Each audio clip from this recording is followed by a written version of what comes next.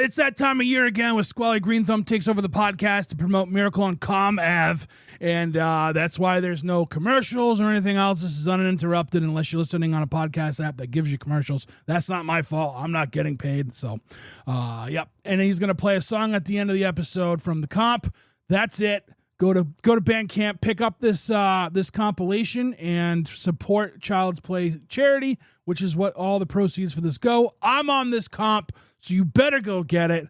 Strap in, another long episode, but it's always fun to do. No outro either tonight.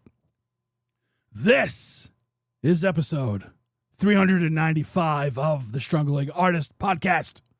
Struggling with Miracle on Comm Ave 9.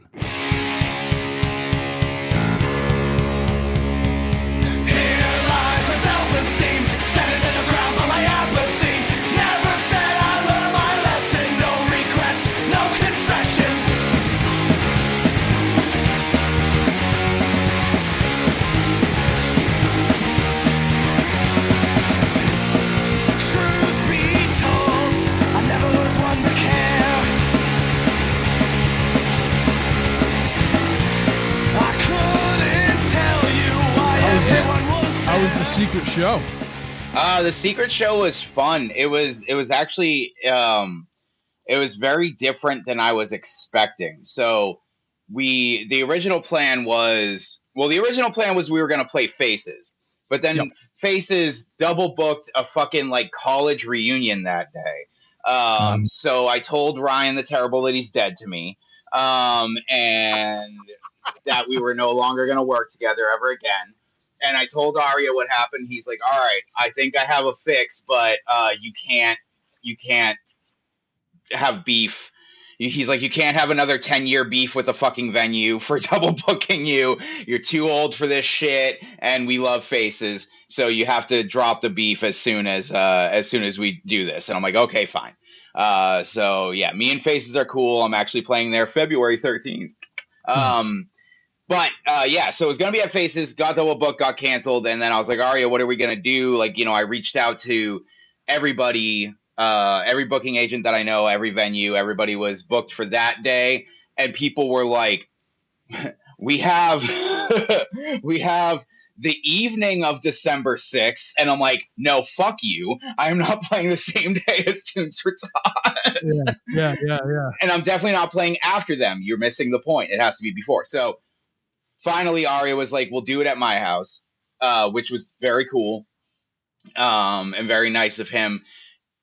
And then we found out that he found out that his third floor apartment was vacant and was going to be vacant until January.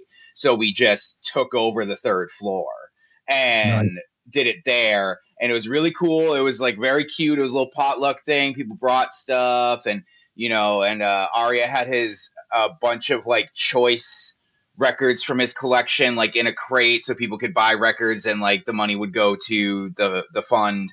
Every record had like a fucking Post-it note on it, like with an Arya-ism explaining like what type of music you're in for, which was fucking great.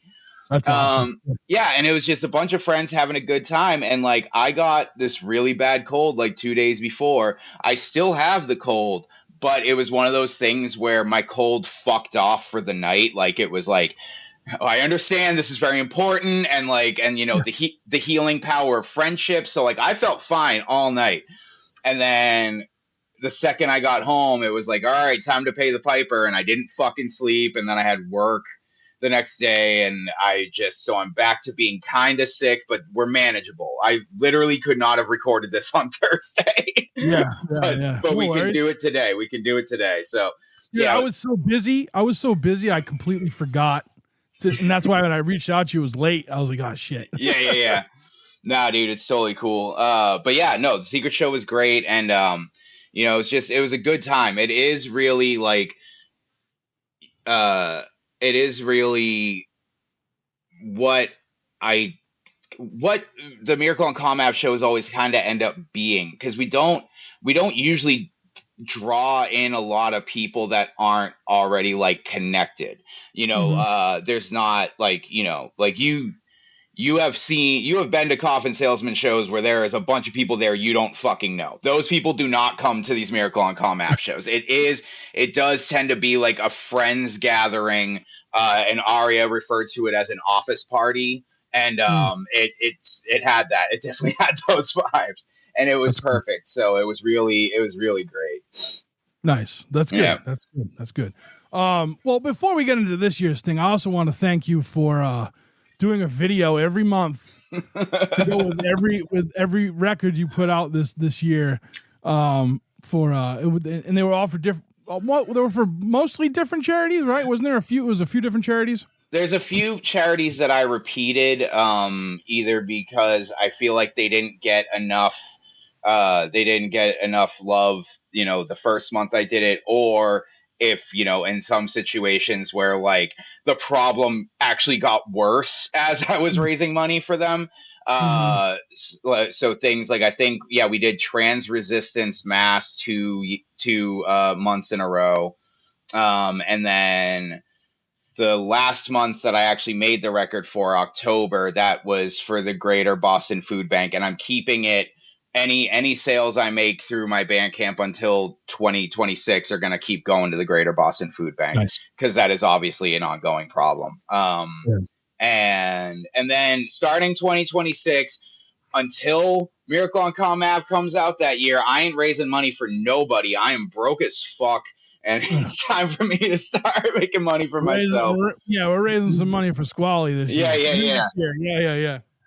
But even then, I mean, it was a very interesting experiment this time around, because what it did, on top of, forcing me to make music, and which is, it's good to set up a challenge for myself that like makes me be creative, because I won't ever completely, I'll like partially phone it in, but I'll never completely phone it in. And it helps me like, rebuild those muscles or whatever in my brain. But it also changed a lot of my like revisionist history from the last time I did it in 2020. Because in hindsight, I'm like, yeah, man, that shit was easy, dude. I would just go to work, come home, play guitar, record something, go to sleep, and then and I just was, it was whatever. And rinse repeat. And not only did I remind myself that it isn't easy, it actually is work, but also I'm like, oh, the world is open now. People want me to go to things. I have friends I want to support and visit and stuff like that. And like, it didn't, I wasn't in a position where, being completely, and also I have a girlfriend this time around. Did not, like, I was not in a relationship. That's another thing that makes it real easy to fucking knock out a bunch of music, is when you're lonely as shit. And just so there was a lot of different challenges with it, but I'm happy with what I did. I'm happy with what's out there. I actually listened back to some of those records the other day, and I definitely feel that they'll stand the test of time a little better than the 2020 ones that I did. I think the 2020 ones were very much me learning some things and like showing my mistakes and my process. Whereas this past year, there were a lot less mistakes and a lot less learning. It was more just taking what I've already learned and like building upon it.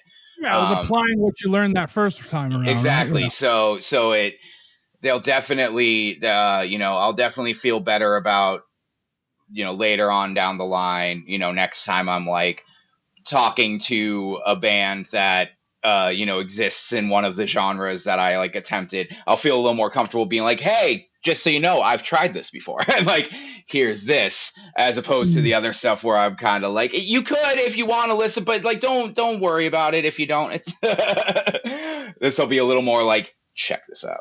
Yeah. Nice, man. Nice. Yeah. So is there any goals for 2026 other than Miracle on Comm? Like, are you setting, because I feel like, dude, you do a lot of like goal setting, right? And I've always, and I appreciate that, right? Because like, even with that, like, so is it like the New Year's Eve, you do as many curls as, what is it, is it curls, yeah, you do Oh, your my curls for Miracle on Comm app. Yes, the Christmas Eve bicep curls.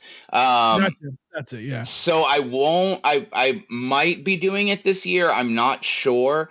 A big problem with that is, I stream it on Instagram, and Instagram had this new update where you can't go live unless you have 1,000 or more followers, and I am like Really?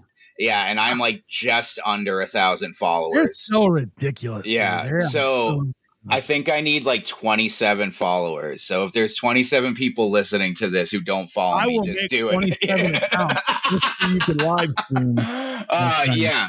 So I might do that. I don't know. My job right now, my current job is a lot weirder with scheduling than my last job. So I don't know what my Christmas week looks like right Yeah. now. Yeah. So what about for next year though? Are you setting up any goals for like making music or creating anything or? So I am setting up a goal that I am keeping a little close to the chest. Okay.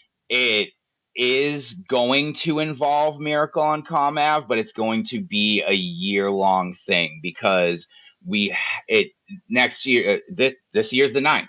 Next Yeah. year is the 10th. That's a Big one. huge milestone. Hell yeah. And I want something that really can help bring not only like bring in more money but bring more eyes to the product and possibly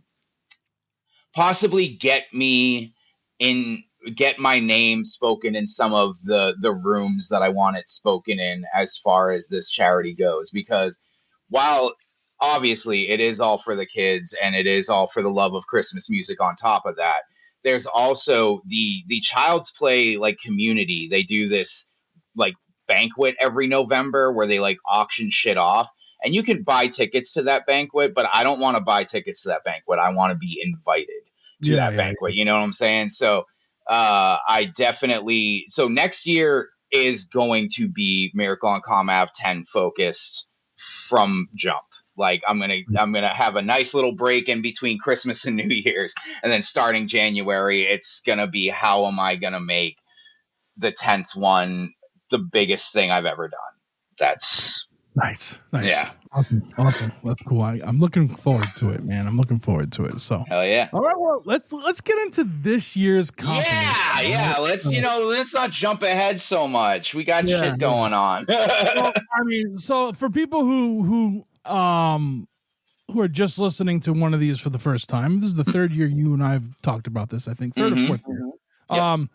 Every year, Squally puts together a compilation called Miracle on Comav, and all proceeds go to Child's Play charity, which gets sick kids in the hospitals video games, right? And it's a great charity. You've been doing it this was your 9th one, and every year, like since I've been like, I think I have all of them now. Like I went back after the first year and bought all the old ones, right? Because there was tons of artists on there, but like, every year it's just like, it's awesome. It's awesome to see this music community come together and do stuff like this. And, it's fun. It's fun to listen to. And then you do a show, and then you take the proceeds from the show and you do the same thing with that. And then it's the show is like people who post, who submitted, right. Who put songs on the compilation. And they play like one or two songs, or they play like what's that like? No, we do. So normally we do like standard length sets. I don't. The first couple years that we were doing shows, I was trying to like pack as many people on as possible onto the bill. But in recent years, it's become the me and Arya sandwich. So I open the show. Arya closes all the shows. That's how it has always been. That's how it always will be. And then we pick one or two artists who either because when we book the show, nobody has their songs in yet. So it's people who either like we assume might have a song or like are interested in it or just interested in becoming a part of the family, or people who have given us songs in prior years. And then there has been talks about doing it. I don't know if you ever went to, in like the late 2000s, early 2010s, there was this thing called the Revival Tour, and it was all the like Tim Barry and Chuck Reagan, and they would go on tour and they would do this thing where it was like one long set, but like people would come in and out and like play on each other's songs, That'd be awesome. Yeah. Tim Barry would be playing, and then Chuck Reagan would come out and they'd do a song together, and then Tim Barry would fuck off and Chuck Reagan would play, and then like somebody else, but like Tim Barry would come back at another point during somebody else's song, and then it would become a Tim Barry set again. Like, it was a really cool thing. A round robin. It is. It's a straight up round robin. And it is something that Ari and I have talked about pretty much every year. We're like, next year we should try that. But one, that is a lot of practicing with other people, which is not something I often have time for. And two, no cigarette breaks. No, and that's a problem for me. But I would like to do that eventually. That'd be cool. Do like kind of a Mocha All Stars show, because we definitely have our All Stars, and we definitely have people that I could get to do pretty much anything for the cause. So yeah. Hell yeah. Cool. All right. So man, I mean, we go through these every year now, right? So you ready to get into it, dude? Yeah, let's fucking go. Because this is not the struggling artist anymore. This is now Squally Green Thumb presents. Wait, hold on. I actually want to speak on that for a second.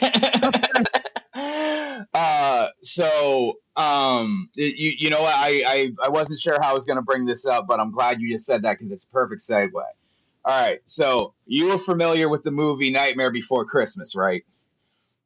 Yes. Okay. You are familiar with the full title of the movie being Tim Burton's Nightmare Before Christmas. Yeah. Are you aware of how little Tim Burton actually had to do with that fucking movie? No. Okay. No. So Tim Burton created the Jack Skellington character, created the idea of a Halloween person finding Christmas Town. And then he showed up for one day of filming when they were filming the behind the scenes thing that they were going to put on the special features of the VHS, because DVDs weren't around at the time. And that is it. But for the rest of time, Tim Burton gets all the credit for that fucking movie, and he barely did anything. And I didn't know that. Yeah, and that is what Miracle on Comm Ave is, because people love to give me so much credit. And yes, I had the idea. Yes, I have in the past reached out to musicians and been like, hey, I would really like it if you get me a song for this compilation. This year, I did not slide into a single person's DMs, except for I hit up me, Aria, and Your Friends in Hell, and Down Merciless Graves. We have a group chat. And I hit up the group chat, and I was like, listen, it's Mocha season. We need to get tracks happening, but I just put my dog down. I do not have it in me. I'm like, it's hard enough for me to even reach out and ask this of you, but if you guys know anybody who might be interested, please reach out to them. I just don't have it in me. And I honestly didn't even for the first half of the month have it in me to do my daily Instagram posts where I'm like, you have 9 days left, which drives everybody crazy, because it's like I'm giving everybody an anxiety attack every morning. But that's all right. I like this. Yeah, it's good. But so I literally, especially this year, did so fucking little. I'm just the email that people sent it to. And I really wanted to point out that this year is the real Miracle on Comm Ave, because not only did I get 21 fucking songs, I also got shit from people that I never expected. And some from people that I would have expected that I would get songs from, but I normally have to ask them. Like there are some people who just, no matter how much I post about it publicly, don't feel invited unless I invite them in Yep. specifically, right? Yep. One-on-one. This year, even those people sent me shit. So I was like, this is it, and this is really almost 100% out of my hands. So there's a reason why it's not Squally Green Thumb's Miracle on Comm App, but this is Squally Green Thumb Presents Miracle on Comm App, Yes. the Yes. podcast. Yeah. Okay. Right. Just had to get that out of there. Sorry for interrupting you. No, you're good. You're good, man. I just want to say before we get started, I am sorry about the passing of Pippin. Tremendous dog from all the videos and photos and songs that I've heard that dog on. So, yeah. I know how that devastating that can be, and I know that from a place of unfortunately, like I had to do the same thing one year, right? And so just wanted to put that out there. And man, I love you. And if you ever need anything, you can call me and text me or whatever. So yeah, dude, will do. I mean, it's still hard over here, but he is Pippin. Pippin does grace the cover of this year's compilation, and you can buy a matching yellow hoodie to match Pippin's yellow hoodie with the album cover on it, and that's all in the memory. Dude, I was gonna buy a hoodie because you had the big guy sizes in there. Yeah. However, I take a tall and everything. Right, and they don't do talls. Yeah, I know. I was bummed, dude. I'm like, I wish I was like 3 inches shorter. Yeah, because it does go up to be. Yeah, I never wanted to be less than 6'5" until I saw the hoodie. So yeah, dude. They look awesome though. They do. They look. I saw the photo of you with one. Like it looks great, dude. It's very comfortable, very good. It looks like it. And that would have been the same one. I would have gotten the yellow one too, dude. Yeah. All right. So with that said, and we have the cover art was done by Shotgun of Your Friends in Hell. It is a Miracle on Comm Ave interpretation of the cover of Final Fantasy IX, following the pattern that we've done for the past 3 years. I will say I'm not sure if for the 10th one we're going to go with Final Fantasy X, but when he reached out to me about it, he was like, "Hey, I assume we're doing 9 for this year." I'm like, "Absolutely." But the thing is I had created 4 carolers for the original covers. And there are 5 people on the cover of Miracle on of Final Fantasy IX, as well as Miracle on Comm Ave 9. And I wasn't sure if I wanted him to create another caroler or whatever. But then one of those silver linings, Pippin passing, I was like, one of the characters has to be Pippin. And he was like, I was already going to squeeze him in there somehow. And I was like, so, awesome. Yeah. Cool. All right. Well, let's get into this amazing compilation, the 2025 edition, if you will. Miracle on Comm Ave 9. All right. You're taking the lead here. I'll add commentary, and we'll go like we do every other year now. So yeah. I don't have the list in front of me. I got it. All right. Okay. That'll be my part. I'll tell you which one. All right. Track 1. Dead Light Bulb Society. So Dead Light Bulb Society, that is Will Good, of Old Edison fame, one of my longest friendships, one of my favorite people that I ever created music with. He has contributed before to the compilation, and he needs a lot of help. He is in a wheelchair, doesn't have much use of his hands, so he can't play guitar anymore. But I remember after visiting him in the hospital after his accident, he said to me, he's like, "I can't play guitar anymore, but I can sing like a motherfucker." And it's true. He always has been able to, and he still can. And this one, he got the assist from Liam and Aria, Old Boy and Coffin Salesman, on the instrumental of this. And it is the darkest sounding thing the kid has ever written. Just, and vocal, like lyrics wise alone, like, we in the Old Edison, it was Will Good's, deep lyricism over the as plain as you could get guitar chords, with a little flourishing from some trad instruments, but really it was like the focus was his lyrics, and it still is. But to hear him on this type of production was just earth shattering. Like, Mm. I knew the second I heard it that it was going to be the first track on here. There was no better way to introduce this shit. Just absolute phenomenal. Mm. Awesome. All right. Track 2 comes from Squally Green Thumb. So this one, the song is called "Suit Boots Santa Claus," and last year in January, I was listening to "And Out Come the Wolves" for the first time in quite a while. Mm.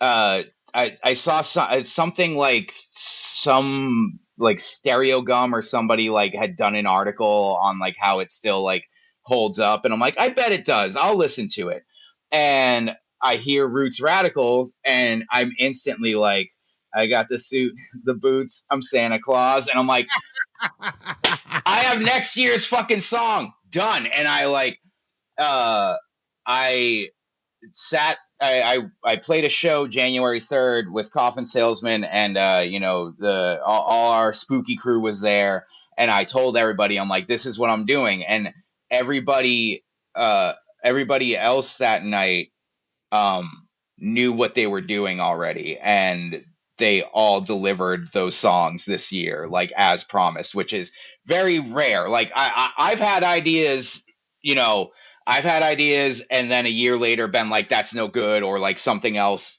feels more important to write about or whatever. Mm-hmm. But the fact that like all of us were like, this is what I'm doing next year, and we fucking did it, and also just like the beauty of all the tracks that came out of that is fucking great.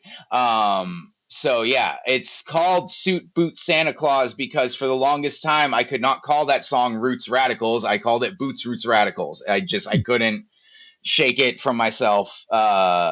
So Suit Boots Santa Claus, all recorded on my phone because my fucking recording setup decided to shit the bed after serving me well for 10 months out of this past year, as well as probably the past 10 years of me recording. But it shit the bed, so I had to do it on my phone. Also, all of Jackie's songs were recorded on our phone, but they came out exactly how they needed to be, and I'm very happy with them. Hell yeah. I got a question about that one too. So like, you know that like the I don't know, like the microphone effect you did too? Like it was kind of like, so when you decide you're gonna do a song, right? You're gonna write a song and you're gonna use that. Is that an afterthought, or do you think that before you start even recording it? Sometimes it's an afterthought. There's like And do you have to change the way you do the song to fit it? No, you just put it on. Basically, it is it is a post production thing. But you the only time I've ever really planned on using something was this past year I put out that doom metal record Dead Resin, and I wanted there to be like 3 types of vocals that I could do, and I wanted them all to sound the same, so it was like a cohesive thing. So I picked the effects that I was going to use, and I like saved a preset with the name like Dead Resin, so I could just like click on it and be like, that's it. Oh, so nice. everything good.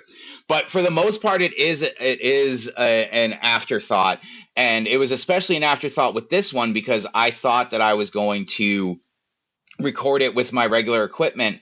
And I even had plans for like extra instrumentation, but then when it came down to the fact that I had to use my phone, my phone can do pretty well. We're using my phone right now for audio. It's not the worst at recording audio, but with the like power and volume that I put into singing this song, it kind of sounded like extra tinny. So I had to like, at first I was trying to find workarounds for that, but then I decided to just like, turn into the skid essentially. And I just kind of like made them sound even tinnier and more off-putting. And I was like, there we go. Right on. So what did you lose for? We'll talk after because I might have something right around the house for you. So, all right, cool. Track 3 was from Micah Schnabel and Vanessa Jean Speckman, two of my favorite people in this world. So, absolutely, as for you, I'm sure. Yeah, yeah, absolutely fair people. So they were people that I wasn't expecting anything from because I hadn't reached out to them. They told me the first year that they did it that they had thought about sending me a song before, but we didn't have the relationship we have now. Like we had played a show together, but it was a million years ago when fucking Micah was in another band. But so like we really didn't know each other. We weren't on speaking terms because we hadn't played a show together yet. And the past 2 years, I did reach out to them. I was like, hey, do you think you could do this? And they were like, absolutely. And the first year they sent me a track that they recorded immediately after getting home from a Canadian tour and got home the day that the song was due, recorded it and sent it to me. And then this year they fucking moved from Ohio to California this past month. And still found a way to get me a song. And like immediately went on tour. They had to go on a tour too. Yeah. Like, so, yeah. They are. I know a handful of people who are professional musicians, and they are the hardest working out of all the ones that I know. They do not take a day off by any stretch of the imagination. They're always creating something or pushing something. And it is amazing to see, especially when you're someone like me who plays a show and is like, all right, cool, I don't want to see or do anything for the next month. So and this song, absolutely amazing. I referred to it in the Facebook post I made about the song as the most juggalo they've ever sounded.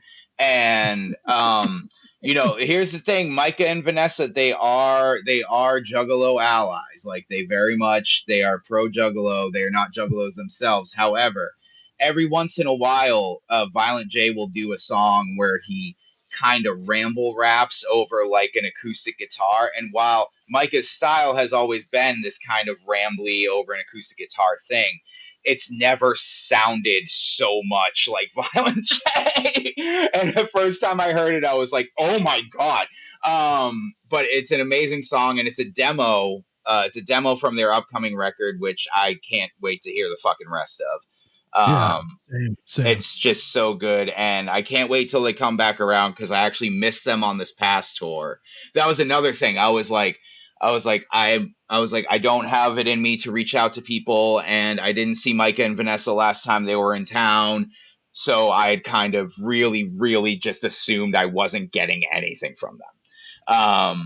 Because maybe they're thinking maybe Squally doesn't love us so much anymore, or maybe they're mad at me. I don't know. A lot of emotions are happening right now, but they dropped it in my inbox and had the sweetest message attached to it, so I was already crying before I heard it.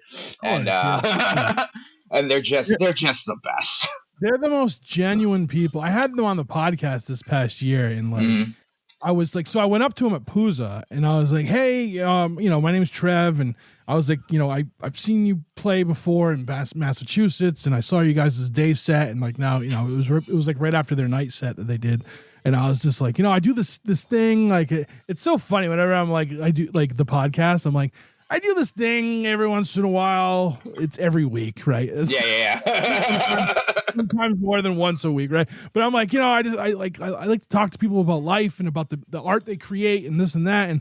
And they were like, fuck yeah, we'll do it. You know what I mean? And like, they were just so nice. And then when I had them on, it was just an amazing thing. Now I have to say, I have to give you credit for something here too, because like, I don't know I think it was after last year's recording, we were just kind of bullshitting afterwards, right? And you had told me you got to check out Micah's book. Yeah. And I was like, all right. And I went in and I bought Hello, My Name is Henry. Mhm. And I hadn't had time to I hadn't read a book. That was the first act. Like I do a lot of audiobooks because I'm always doing shit, right? I'm always on the move. Same. So his book was the first physical book I have read in years. And I read, and you can ask Jeff this. Like I read it while we were at Puza, and I finished like the last night there. I read like the last 100 pages of the book. Like I finished it while I was there. I started and finished it while we were there. And Jeff was like, how are you up? Because I went to bed, it was like 6 a.m. and then we got up at like 7:30. And he's like, how are you doing this? And I'm like, I don't know, man. I'm an old school guy. Like I just this is how I've lived this way and little sleep. But yeah, no, it was an amazing book. Yeah. I was really happy I got to talk to Micah about it when I had him and Vanessa on, because it was just like that I tell you what, like talk about tear like they're so genuine, both of them, right? And like their stuff is like so raw. And like I remember I there was times when My Name Is Henry that I was getting choked up, and like even and then I went after that I did The Clown Watches the Clock. Right. Same thing. Like there was moments where I'm like, so I also want to say we're gonna shout out Micah again. I also bought I have the physical copy of The Clown Watches the Clock, but I also did the audio. I bought the audiobook on Bandcamp that he made for it, and it is hearing him read it is so good. Good. So, and that's part of the thing when it comes to Micah's writing too, is like, especially like reading his books, especially after like knowing him, like having a conversation with him and then reading his book, like he does write exactly how he talks. And any one of his you reading his stories, it's almost like he's telling you a story, like directly, right? Like you're just bullshitting, at the merch table. And it's great. It's great. And yeah, they are incredibly easy reads. And there's something crazy about, I've always thought there was something crazy about the term easy read, because to me that just brings to mind like, E-Z read, like books for your like child, like, like the section at the Scholastic Book Fair that you get beat up if you fucking bought something from, right? But really what it is it's just like, why would you stop? Exactly. Like, why? Like, there's like, fuck it, miss, you know what? Get to work late. You got off at the wrong stop because you were reading the book, and don't stop fucking reading the book to get off the train type shit. Like, that is exactly what it is. And I'm so happy he did the audiobook too, because I bring it up to I want to be an audiobook like reader. Like I want to be one of those people. Of course, when I decided that was something I was going to start trying to do as a side hustle, AI kind of took over, so it's a little harder to get into it. So so whenever I have a friend who writes a book, which I have a few, and actually one of them is also on this year's Comm. But I'm always like, hey man, if you ever want to do an audiobook, like I'll read it. Like, I want to do it. You don't have to pay me. Like it's something I want to do. I went up to Micah and I was like, hey dude, if you ever, like, not even fucking thinking obviously he'd want to read it, because one, it's already written in his own voice. Two, the man has a bomb ass speaking voice. Like you want to listen to him talk forever. So I'm just like, I was like, I didn't even think about it. And then afterwards, I was like, I'm sorry, man. He's like, nah, man, it's cool. It's all right. It's great. It's great. Oh, that was a pretty good impression. No, so they're awesome. All right, so moving right along, track 4, Jackie Frasca. Jackie Frasca. This is her one of 2 songs that she did on this year's compilation. So Wolves, Act 1 and 2. Acts 1 and 2. Yeah, so this is a Bon Iver cover. I don't tend to put any information regarding a song being a cover if it's by somebody with a certain level of popularity on Bandcamp, because ever since they got bought by Epic Games, they've been kind of like cracking down on cover songs. Like I have no problem doing it, for when the recovering Catholics do a Blue Bloods cover. Absolutely. I'll put Blue Bloods in parentheses, like, but with somebody like Bon Iver, I didn't want to put it in, but I don't know how many Bon Iver fans also listen to Miracle on Comm Ave, but it is a Bon Iver song. It's a very beautiful song, and it is one of the songs, both the songs that she did this year. You know, after we lost Pippin, we both kind of found ourselves in this place where we could only listen to very specific songs. Mine was 1,000 Blunts by Suicide Boys. I just put that shit on repeat for like 4 days. But she had kind of a handful of songs, and two of which were songs that I was like, I can absolutely play guitar and you sing and we do it. This was one of them. It was it was a wonderful process recording. We did have a lot of technical difficulties. Like I said earlier, my shit broke, but it came out so beautiful. And there's this part of the song, there's like a bridge of the song where the guitar's supposed to play like the chord progression like 14 times. And I only did it 13 times. And the way that like my guitar starts to cut away when she like sings the last line of it just fucking wrecks me. Both of us, every time we listen to it, we get like a shiver and then we get sad. Like it's it's one of those. So yeah, I love it. I mean, the girl's got an amazing voice. It's one of the things that made me fall in love with her, and I love uh being able to play guitar for her and have her. It breaks my heart when she picks a song that's like way too advanced on guitar because she doesn't know guitar. So like to her, guitar's guitar, right? And I'm like, no, honey, they're doing something very strange that I have never practiced, and we have 3 days to record this. I'm sorry. Like, Yeah. Right on. All right. Track 5, Coffin Salesman and Lindsay Moon. So you want to talk about songs where there's one line that makes me cry every fucking time. Yeah. This song, I'm not even going to say it. There's a part of this song that ever since I started dating Jackie, every time the line comes up, I fucking lose it. And again, this is something that was promised to me last year. They actually promised this to me last December, not even January. And I set an alarm in my phone for November 2nd that said, remind Aria and Lindsay that they owe you Fairy Tale in New York. Awesome. Because since the second year, ever since Miracle on Comm Ave 2, people have been like, oh, I already talked to, it'll be like, let's just say it's a dude. Let's say it's a dude. And he's like, oh, I just talked to this chick I know who sings. We're going to do Fairy Tale in New York. I'm like, hell yeah. Never happens. Sometimes on like my first post of like, hey, now accepting submissions for Miracle on Comm Ave, it's somebody like, hey, if there's anybody who wants to do Fairy Tale in New York with me, never fucking happens. But these two decided to do it, and it's fucking breathtaking. It's absolutely breathtaking. Aria, already the true king of Miracle on Comm Ave. He's been a part of and on and contributed himself so many songs.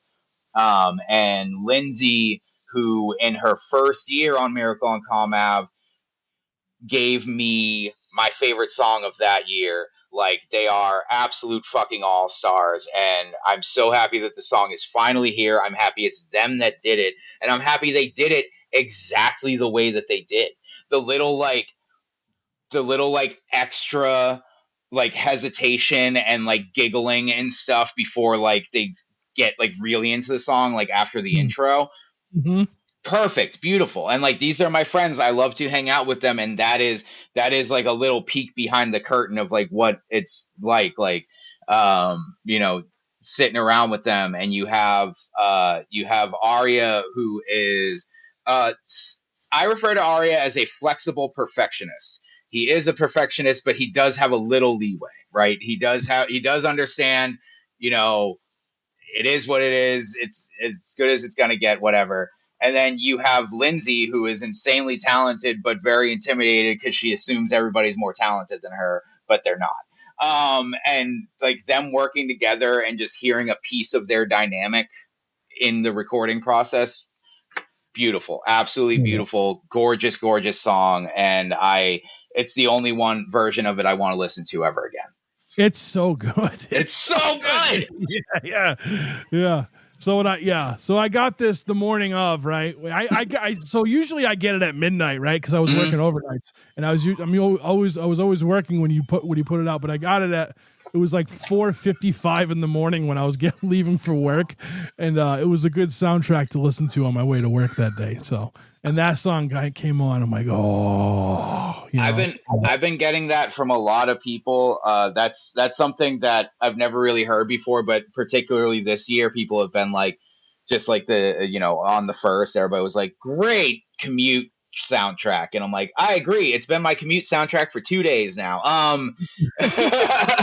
Suckers. I'm just testing levels, but bringing up that you usually buy it at midnight because you work overnights, I sometimes work until 12:15 a.m. now. And I worked into the first. So like there are some years where I will force myself to stay up until midnight. Other years where I'm like, I'll wake up at like 4 a.m. and post it, whatever. But this was the first year where I had no choice but to be awake at midnight. So I sat there, and as like the dispensary I work at, we're open till midnight, and to let people know that nobody else is coming in and it's time to finish up your orders because we got to close, the lights flicker at midnight. So the lights flickered, and I pressed publish album. It was like some Frankenstein shit. I was like, it's alive. There's no, you can't schedule it. You can put it in draft and then hit publish.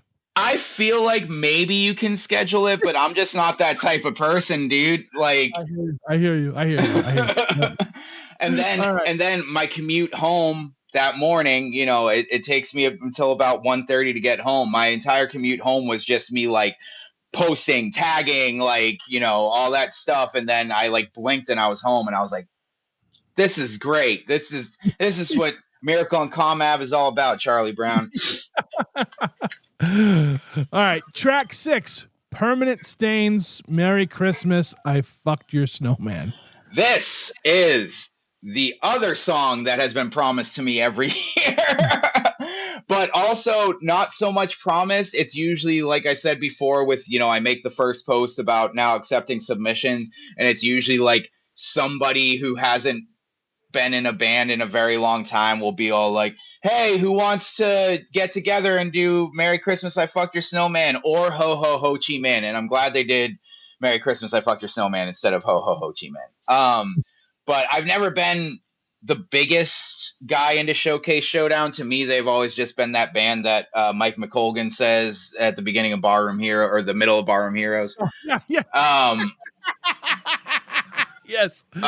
Which is funny. I used to be friends with somebody who, every time I brought up the Ducky Boys, he would be like, oh yeah, the band from Barroom Heroes. Yeah. But I've never been that into them, but I know, obviously. So Permanent Stains is Sean Refuse, formerly of Refuse Resist, currently of Chum Huffer.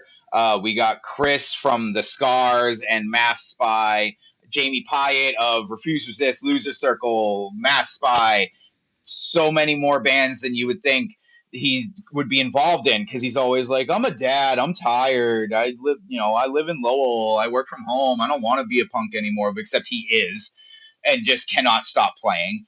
And I believe the original drummer of Loser Circle, maybe it was the second drummer, Matt on drums, that was something where Sean posted something on the internet about like, I want to do a Showcase Showdown cover band for Halloween. Who wants to be involved? And I guess it all formed based off that. But I'm pretty sure I was the first comment on it, and I was like, and record the fucking song from Miracle on Comm app so I can finally have it. Because again, just like I love Fairy Tale in New York. Was never again really into Showcase Showdown, but just the fact that every year somebody says it and it doesn't happen, like it needed to happen, and it couldn't have happened with a better band. I mean, they are all veterans and legends in their own right. Honestly, to the point, like I would say, it's funny because Sean was very excited about doing this, very excited about he actually like reached out to Showcase Showdown and like, got their permission, which I was like, damn. If you recall last year, I didn't even tell Mark I was covering the Ducky Boys. I just fucking did it. Oh, I remember that conversation. So I was like, wow, that's a choice. And he was very excited about it, and he did get their permission, and I believe one of the members mastered it for them. So, getting them involved and all that, it was very fun and cute and exciting. But like, part of me is also like, Sean, I think Refuse Resist was bigger than they ever were. I true, like, that band was such a like a moment. It like they really defined the years that they were active in Boston, and they did get huge. They got to play a lot of big shows and be pretty well known in hardcore scenes across the country. So like, I do understand, admiring a local band, a historical local band that you love very, very much. Obviously, again, we talked about this with the Ducky Boys last year. I think everything Mark Lynn shits out is gold. But at the same time, I'm like, man, I swear you got bigger than they did. But yeah, very good. Very happy it's on there. Hell yeah. All right, so the next one, I don't know if it's Bad Bach or Bad Batch. It's Bad Bach. This is another track from our dear friend Dan O'Halloran, who comes up with a new band name every time he gives me a track. That's awesome. The first year he was on the comp, he gave me 3 separate songs with 3 different band names, and and so he did it again this year. Dan O'Halloran, most of us know him from Darkbuster. That's certainly where I know him from, but he's been in so many bands. And he is, he is somebody who continues to make music for the love of making music.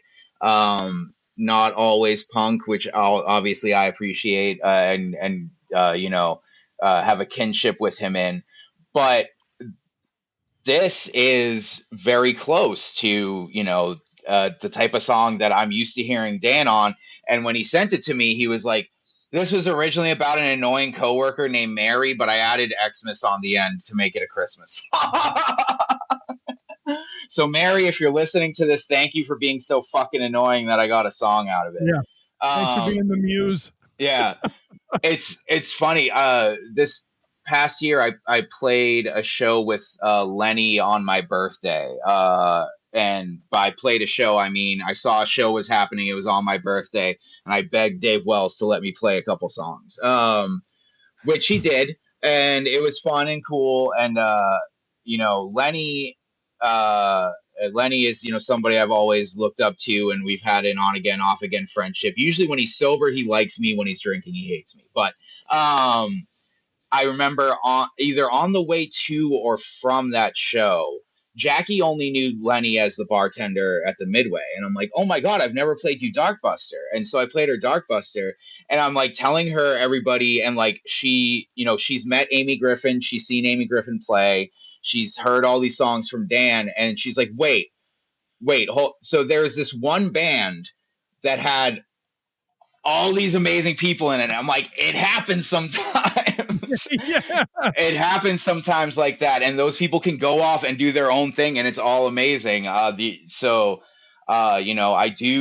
want to get both Lenny and Rice involved in a future thing, just so I can kind of have all of Darkbuster taken care of.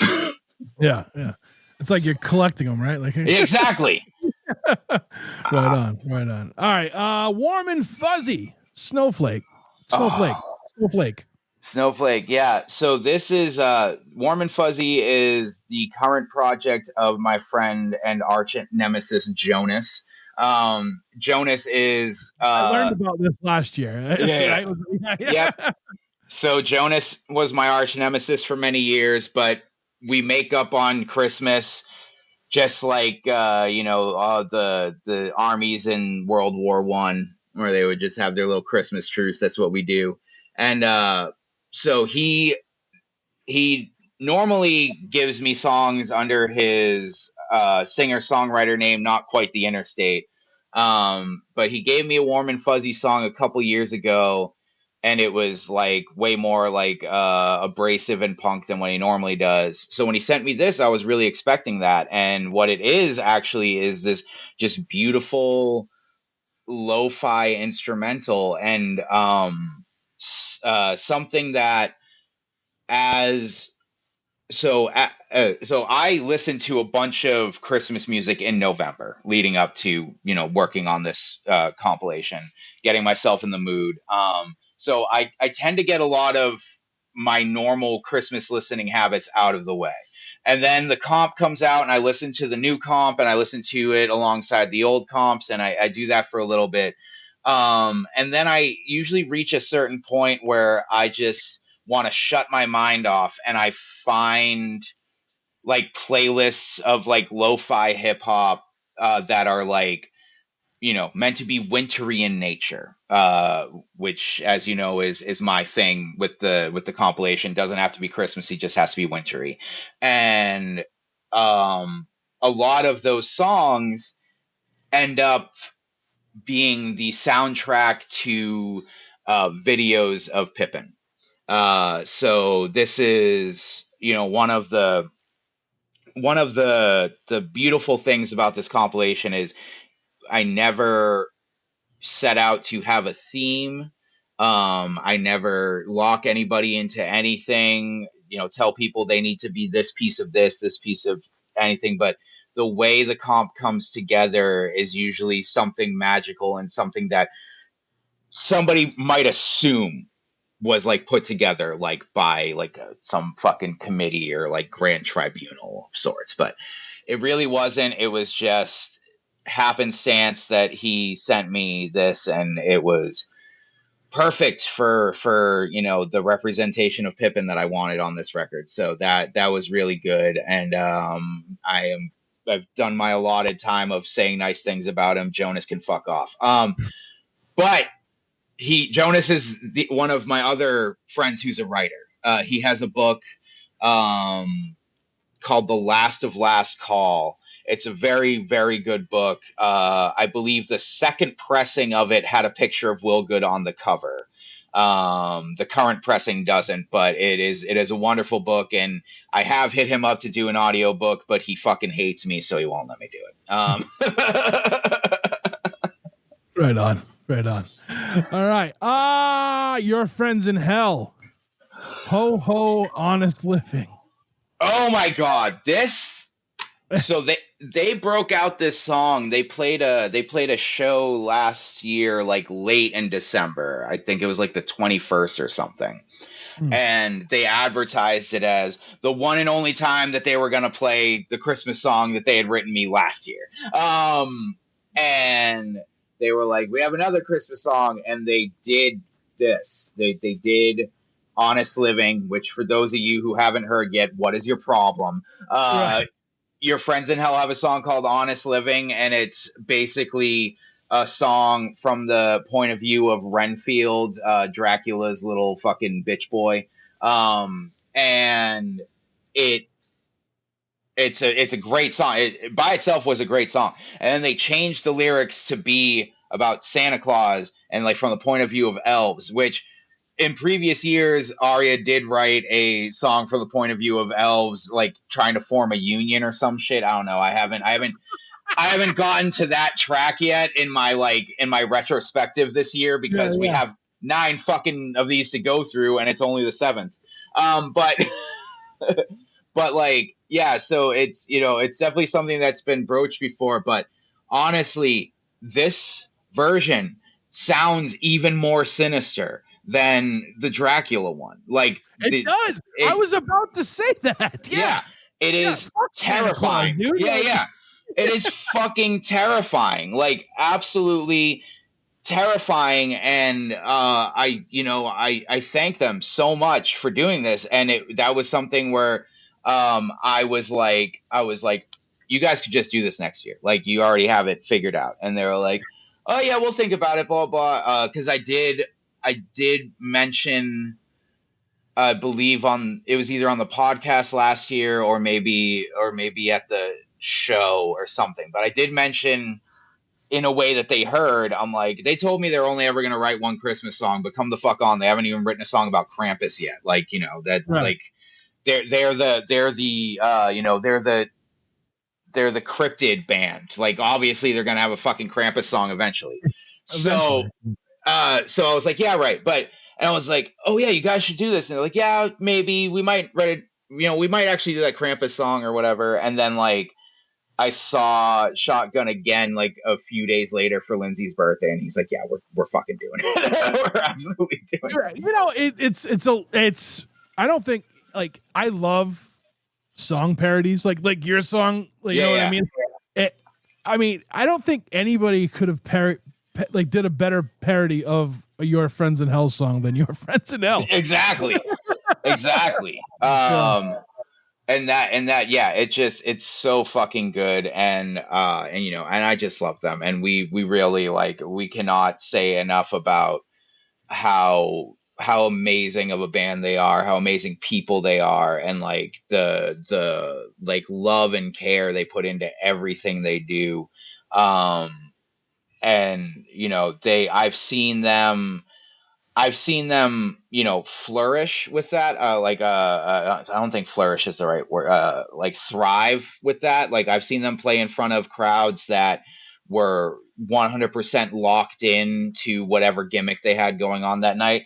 I've also unfortunately seen them in front of crowds that didn't get it, which is, shame on the fucking crowd, not on the band.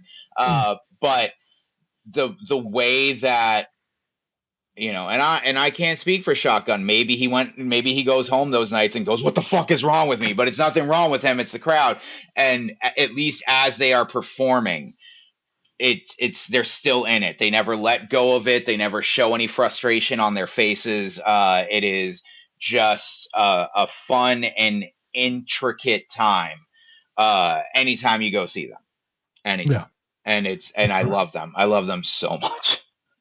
Me too. And they're great. They're just wonderful human beings. Like I'm going to say this. I mean, everyone that I know that's on this comp, right?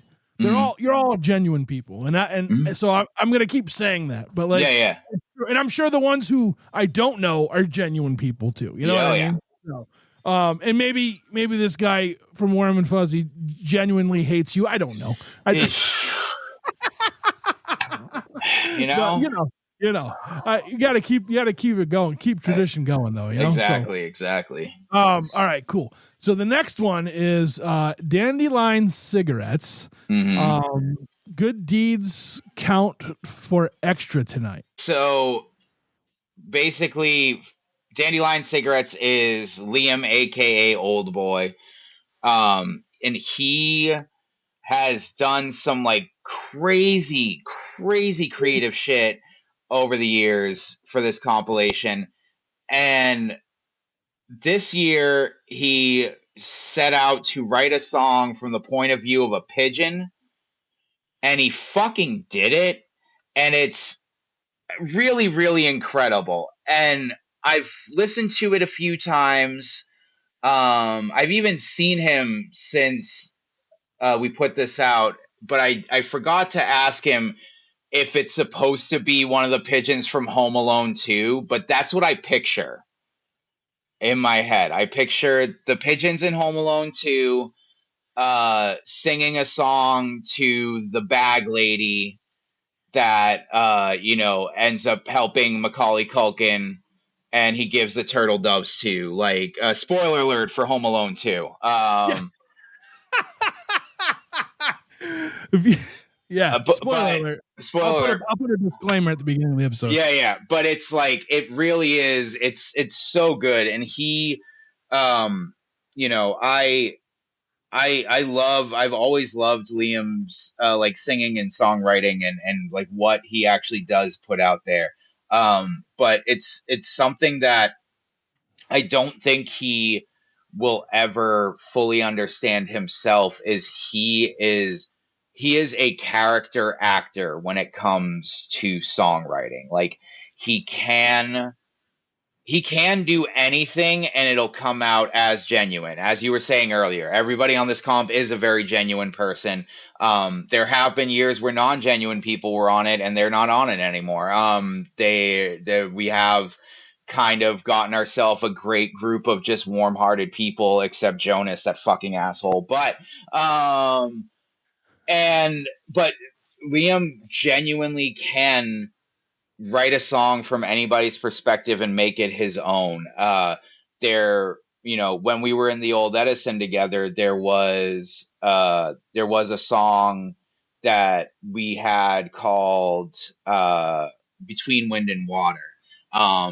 And there was Wilgood had his verses and he like wanted there to be a verse from Wilgood's verses were from the perspective of the sailor going out to sea and never returning, and we wanted something from the point of view of the widow, but he couldn't. Will couldn't write it, and we were gonna have our fiddle player sing it, but we just were like, who's gonna write this shit? And Liam did. And not only did he write it, he ended up singing it, because our fiddle player had this weird thing where she had like this very good traditional Irish music voice, but in the old Edison she wanted to sing like the boys, and we just all had this gruff fucking Tom Waits smoking half a pack of cigarettes before we get on stage so we sound right thing going, and it just wasn't working out. So, but Liam, sang that part, and it ended up being, I think it ended up, we ended up switching it to the point of view of the father, because obviously Liam's like, I'm no fucking widow. It was brilliant. And, a lot of what we did in the old Edison was very much, trying to be like actually genuine as possible. Like everything's about drinking and smoking and being from South Boston and being in the punk scene. But when we did get more creative and started working in fiction, Liam is able to come up with a lot of amazing things. And this Pigeon song in particular, like, belongs up there with some of the best songs we ever put out. Like, I fucking love it. Yeah, it's very good. I love Liam, and I actually hung out with him this past summer, or it was probably September. He test played this tabletop RPG that I made. Oh, so, hell yeah. Yeah, so we all actually Lindsay and Shotgun were there, and we went to Liam's house, and we all sat down and we played this thing, and it was fun. It was a lot of fun. There was a few other people there too. It was an awesome time, and I was, I love, like, when I ever, like, Liam and I chat here and there, you know what I mean? Like, we'll have a quick chat, like, on like Instagram or whatever. And it just always, again, like you said, he's one of the most genuine people ever, and I love his stuff. I wish he would record more and put it out, Well, and that's the thing, is he just doesn't. And I used to give him shit about it. I no longer do. I'm like, hey man, do you? But yeah. The fact of the matter is, he will write and record something for Miracle on Comm every year. Right. Yeah. And that is.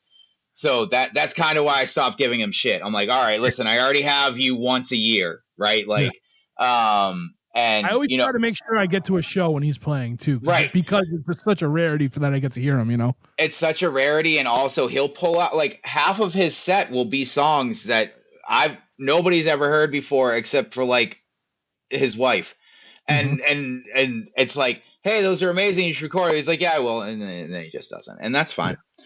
That's fine. But I wish he would, because I do love them, but I do, again, the fact that I get him once a year giving me something, and it's always gold, always. Yeah. He's another all-star. Like, his song "Abominable" last year was the best. That was um like, yeah, and like you said, he likes to do different things, right? Like yeah last year was really, really like different, yeah right? he's great at character acting, and again, he's also great at like writing songs from his actual life experiences and stuff. But I think uh I think sometimes, he might put a little too much importance on that, Mm. and for whatever reason, just wants to do that a little more. I'm like, listen, dude, you just fuck it. Like, you can build worlds. I've seen you build worlds in 3 minutes or less. Like, just fucking do it. Yeah, I love Exactly. him. Yeah. All right. Valiant Visor, Midwinter Ruminations. So that's Valiant Vizier. Oh, I'm sorry. I It's okay. apologize. It's all right. It's all right. You just told me you've only read one book in like the past fucking who knows how long. I also don't have my glasses on, so I don't see the eye until I get up close. The second eye in the vizier. Gotcha. Yeah, yeah. So that But is you're right. You're right. I yeah. haven't read a book in a long time. So that is fucking Eileen from Thou Merciless Graves. That is her. She's been working on a bit of an industrial noise project here and there, and this was the first track I got sent this year.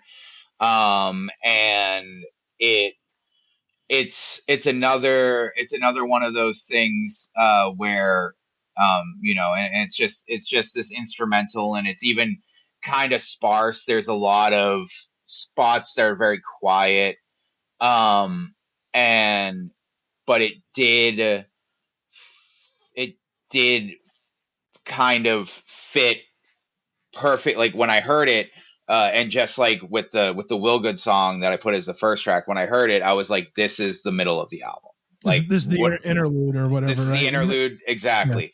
I was like, I don't know how many instrumental songs I'm gonna get, because I get a few here and there, or short songs, because short songs are also good for like interludes. But I'm like, this is the center of the album. Everything is going to be built outwards around this, Nice. and it's really fucking good. Eileen is another person who I wish just put out more music in general, especially because I know that she's like very educated in electronic music. Like, she took classes for it and stuff. And as much as I like to shit on Berkeley kids, like, electronic music is something where classes help.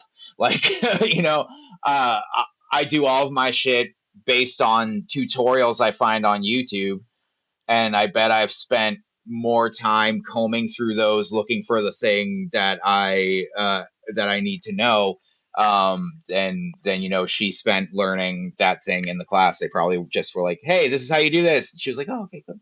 But she's so talented, and Very talented. and she has a great brain for sound design in general, which is another place where I find myself lacking. I use a lot of presets. She does her own design, and it's great. And it was so wonderful. And she wanted to come out to the show, the secret show that we did, and she couldn't make it, and she actually like Venmoed me money for Child's Play charity, and was like, "This is at least enough to buy a Mario Kart," because I always base how much money we've made on like what it could buy for them. I'm like, I'm always like, all right, we've made enough for a fucking Nintendo Switch. Let's see if we can get a Switch 2. What's we got PS5 money yet? Let's go. And so like, so I like that. I like that she very much cares, not only about just doing good, but she is also somebody who's like, oh yes, absolutely, video games are the only thing in the world that heals me. We need to get this out to these kids. So Yeah. it's always good when somebody gets it on all the levels. And she's somebody who does. Absolutely. Such a sweetheart. Love her to death. Yeah, great. Eileen's great. All right, track 12. We're halfway. We're through the halfway mark now. All right. Hell Beach, Run Rudolph Run. Okay. So this was the song that I never expected to get a Hell Beach song. And Hell Beach is... You got a huge shout out by them last night, by the way. Really? Fuck yeah. That's great. Yeah. That's great. So Hell Beach is... I remember the day Hell Beach dropped their first... I don't remember if it was just a single or they dropped a whole EP at once, but I just remember that day seeing all of my friends, like all my like local punk friends on social media being like, holy shit, Hell Beach, and like posting the song and being like, this is amazing. And I'm like, you know, my finger tends to be far from the pulse in what my punk friends are into punk wise, like, because I no longer surround my life with it. I'll find out about something months later and be like, oh, and check it out and be like, yeah, that was cool. Or like, yeah, absolutely, this is amazing. And I will be listening to it for a while. With Hell Beach, I was like, who the fuck are these people? Why does everybody know them? And then I look into it, I'm like, oh, it's Corey's band. So, and obviously it's more than Corey's band. It is, I think it's like 2 other people that were in Secret Spirit with him, I think. Yeah. Brandon and Jordan. Yeah. So it's you know, it's the new Secret Spirit, and Secret Spirit was one of those bands where I didn't find out about them until like months after everybody was obsessing over them. And then also was like, oh, it's Corey's band. So, you know, Corey, I've been friends with him since I had to buy him beer. You know, he was in the OC45 when Old Edison and OC45 first crossed paths. And, you know, I've always loved him and what he's done. And we've always, you know, maintained as good a friendship as you can when he lives in like bumfuck New Hampshire and I'm, you know, down here being a hermit. But I never expected anything from Hell Beach simply because they're one of those bands who truly understand the power of like marketing and scarcity. And that's a thing where, you know, like I said before when we were talking about Micah, I have a lot of friends who are professional musicians. I have a lot of friends who are not professional yet, but are running their band in a way that maybe they could be eventually, right? And, you know, and these are all people who, because I know them, because I knew them before they got to that level, or just because I know them now and have spoken to them and realized that, you know, they are in it for the love of the music, but understand that there are rules that they have to follow in order to be more marketable and more successful. And there's nothing wrong with that. Absolutely not. It is not a path that I could ever bring myself to take. You could lay those rules out in front of me. You could hit me with a fucking shock wand every time I step out of line, and I'm still gonna do it wrong because that's just not how I do things. So I appreciate and respect that. And the thing is, with bands like that, I often can't get a track from them for Miracle on Comm Ave because it interrupts their schedule or whatever. And I understand. Their process, their schedule, I understand. So especially in the year where I wasn't reaching out to anybody, I was not expecting Hell Beach to just send me a fucking song. And they did. They sent it to me. They were one of the last people. They were one of the last bands to send me something. And also when they sent it to me, they hadn't given everybody with the link access to the Google Drive. And I'm sitting there, I'm like, guys. And I emailed them a bunch and like sent like multiple requests. I'm sure they got like 5 emails within the span of a half hour. Like, hey, please. Yeah. And you know, cause they were even like, hey, let us know if there's anything else you need from us, blah, blah. And I'm like, yes, please. The access. Let me listen. Let me hear it. Let me actually upload it. I need this. Cause again, they sent it to me. They sent it to me like right before the deadline. So like, and yeah, and it's amazing. Run Rudolph Run is a great fucking song. I love how they Hell Beached the fuck out of it. It's It's so good. It's so amazing. And also, um, as I said, 1:30 a.m. December 1st, I am finally getting into bed after posting all these things and tagging all these people. And I have, my plans for how the next morning, which I had to, go to work the next morning. And so in a few hours, I'm going to wake up and I'm going to do this, this, and this to do more promotion and do that real big first day push. I fucking wake up. They have like 3 reels out, an Instagram story. They're posting all this shit about it. They are like, they understand marketing and they are out marketing me on my own compilation. And again, not mad. Love them. Love and very excited. And honestly, I wish I was friends with the entire band. I really only know Corey, and I wish I was friends with the entire band. But I've loved all the music that they've made so far, and just like for the song alone, they have a solid place in my heart for forever. But just the amount that they have been pushing it, and not holding back at all, like treating this like they would any other release they did, which is another thing that not everybody does, and it's okay if you don't. It doesn't have to be. It's the fact that Hell Beach is going the extra mile.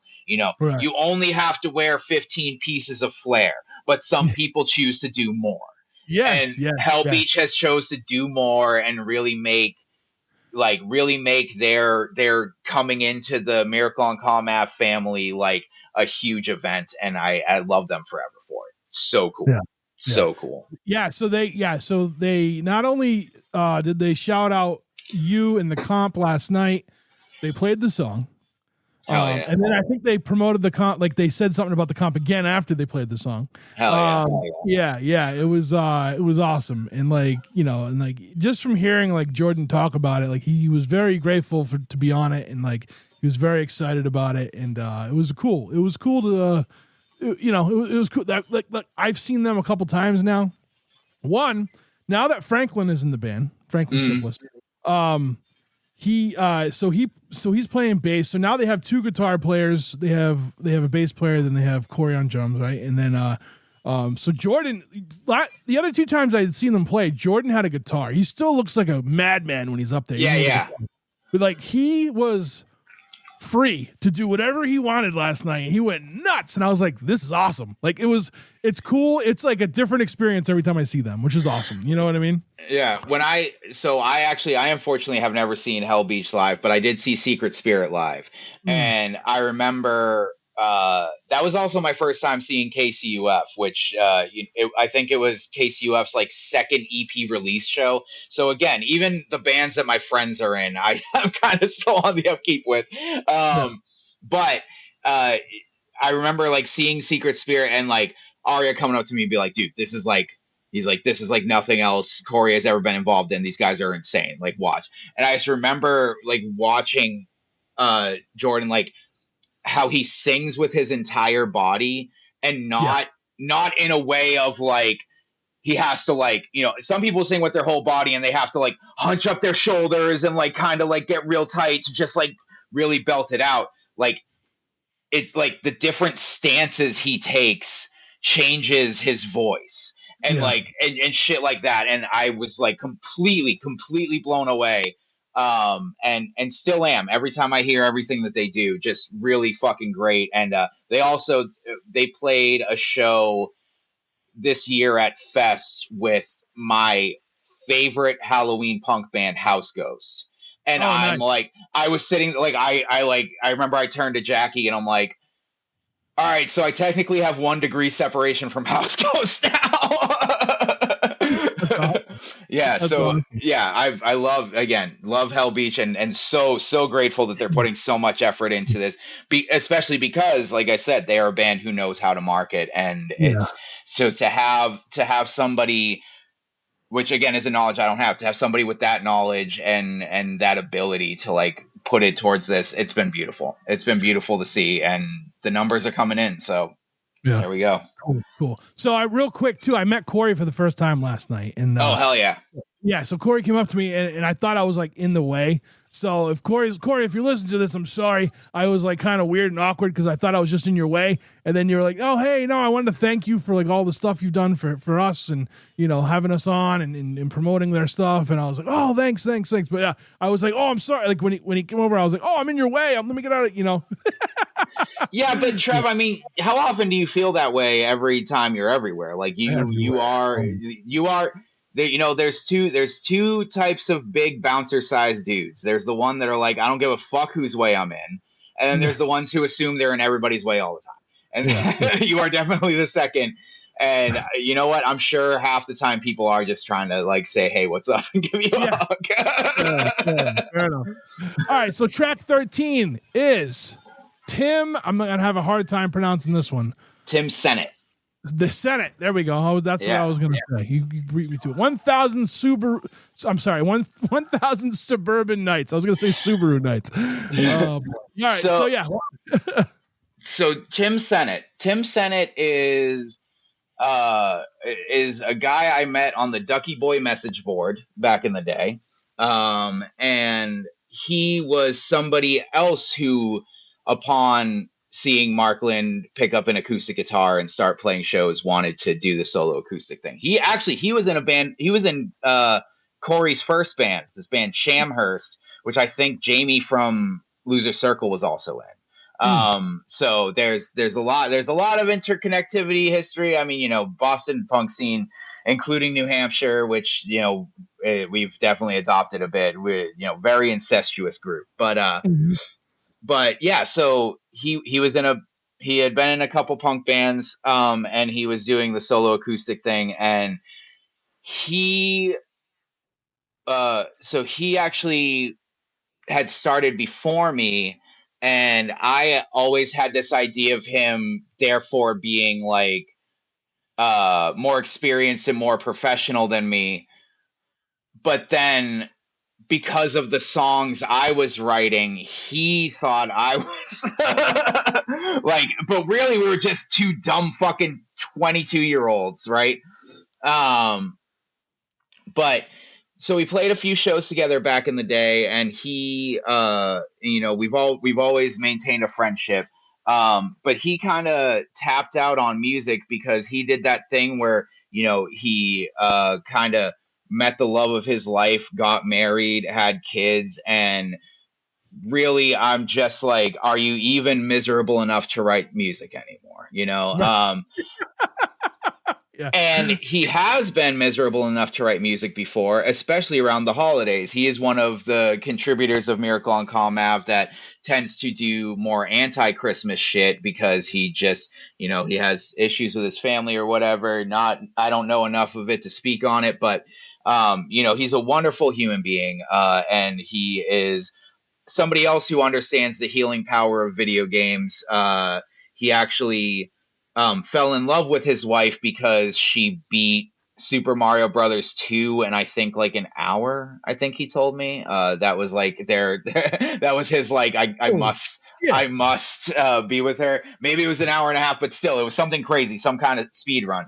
And he actually, you know, after his wife's name's Jessica, lovely person who I adore as well. She, you know, had the baby, had a few years of raising the baby, and then she kind of wanted to get into shape, but she didn't really want to go to a gym or do anything like that. And she started going to Dave and Buster's and doing Dance Dance Revolution.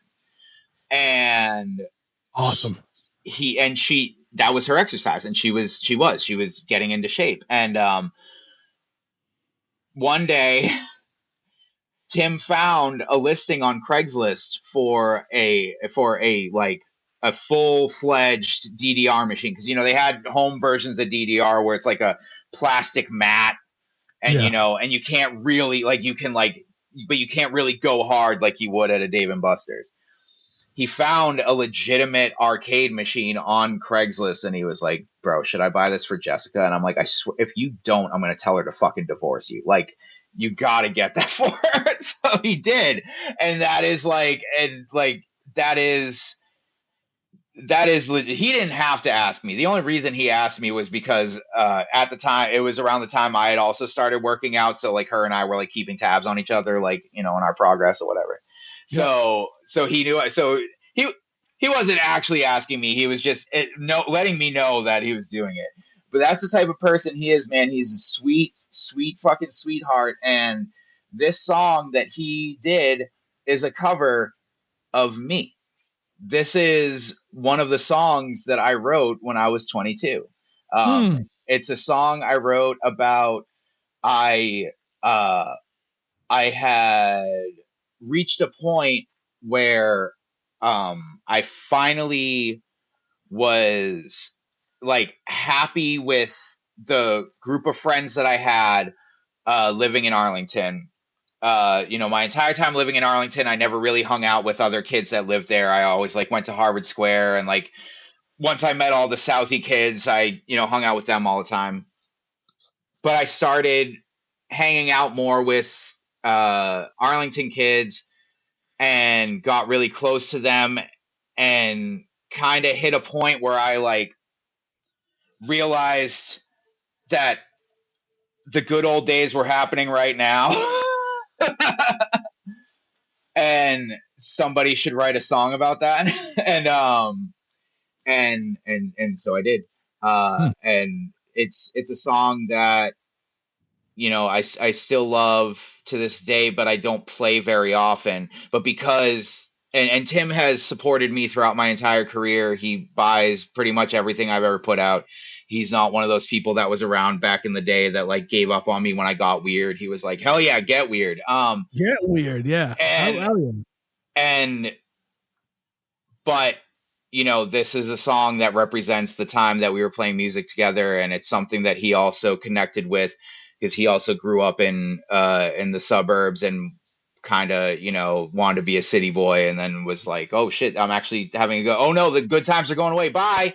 So him covering this is really a beautiful thing. And I honestly never expected somebody to cover me on one of these things. Like it Oh, never crossed my mind once. Like, you yeah. know, and Aria has released covers of my songs. Other people have, obviously there was the compilation Liam put together to raise money for Will Good, where people were covering old Edison songs, and you know that was, you know, felt really good. But I just never thought specifically for Miracle on Comm that I was going to hear my words coming out of somebody else's mouth on a track, and That's Tim awesome. doing it just feels fucking great and right, and I love him. I'm so grateful. Awesome. Awesome. All right. 14. Jules Pilarski, Yes. White Winter Hymnal. Yes. So this is a cover of a song by the band Fleet Foxes, a song I never listened to, and Jules is one of the members of Faith to Fear. Oh, Um yeah. and uh I actually I met Jules at the Monsters at the Midway show in you know, in the end of October, and I was talking to them, and did they at no point were they like, oh hey, I'm Jules from Faith to Fear. Like I talked to Faith to Fear, like, you know, through DMs over this past year, because you know they were on Arya's little blurb that he does about, you know, the new releases and stuff for you. Yeah, yeah. The underground noise. Yeah, yeah, Underground yeah. Noise. That's what it's fucking called. I can never remember the name of it. Underground Noise. So you know, Faith to Fear was putting out some music this year, and Aria put me on to them, and you know, and they heard about me through that. So I talked to them and been like, hey, we should definitely do a show together, or, you know, something, whatever. But yeah, so I'm at Monsters at the Midway, and I see Jules, and you know, they're talking to Aria a lot, and they're talking to me, and but like at no point were they like, "Hey, I'm Jules from Faith to Fear," and I was just like, "Well, you know, new stranger, new friend. These things happen." And then I get this song, and I just reply, I'm like, oh hey, you know, great to hear from y'all. I was hoping I would get something from you guys. You know, you guys have put out some great music this year, and you know, thank you so much. And they responded like, Oh, yeah. Yeah, no problem. It was great. By the way, it was great meeting you at Monsters at the Midway. And I was just like, what? And then I looked up their Instagram. I'm like, oh, Jules. Jules was also at Arya's secret show that we just did. And I believe they tore through his final collection. Just like, Oh yeah. yeah, they were like, I remember at one point I like went outside for a cigarette and I came back in and Jules was just like, flipping through the records and was like on the phone with somebody and like saying the names of the, and like I said, there were little blurbs on all of them Yeah, about yeah, like, yeah. and it's like, okay, so this is blah blah, and it says like dark, satanic, violent disco. Does that sound good to you? I Okay, it's wish. like Did anyone buy that one? Because I want that one. I don't remember if that's actually what one of them said or it was just my own No. word salad of like a mixture of a bunch of them. But Yeah.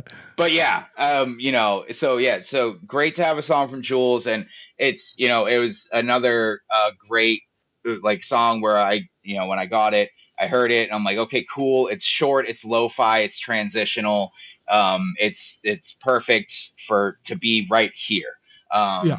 and it's great, and I sometimes people feel bad about giving me short songs for this, but I've always been a big believer, not a practicer, but a believer in leaving people wanting more. And this is one of those songs where, like, when it gets to the end, you're like, "Wait, that's really it?" And you just fucking listen to it again, and that's Mm. all you got to do. But Right yeah, on. great, and I love Faith to Fear, and I can't wait to hear what they got coming next because just unreal. This very much one of those bands that again I wouldn't have heard of without Aria, and now I celebrate everything they put out. So Yeah, that's awesome. That's awesome. Yeah, I had them on the show too this past year. I think it was this past year. They're great. They're great people. yeah. Yeah. So, all right. All right. We're up to Lindsay Moon, A Long December. Oh my God, Fantastic song. so good. Fantastic. Yeah. So Counting Crows cover, obviously. But when she sent me the file was named, so like Miracle on Comm, we shorten it to Mocha, like, Yeah. and the name of the file was Lindsay Mocha Chalky Chip. And, and that has been me and Jackie's new, like, little vocal stim that we just say all the fucking time. And like, when Lindsay appeared at the show the other night, Jackie like walked up to her and went, "Lindsay Mocha Chucky Chip," and like so that's gonna be a thing for a while. That's awesome. Yeah, when I got this song from her before Aria sent me Fairy Tale in New York.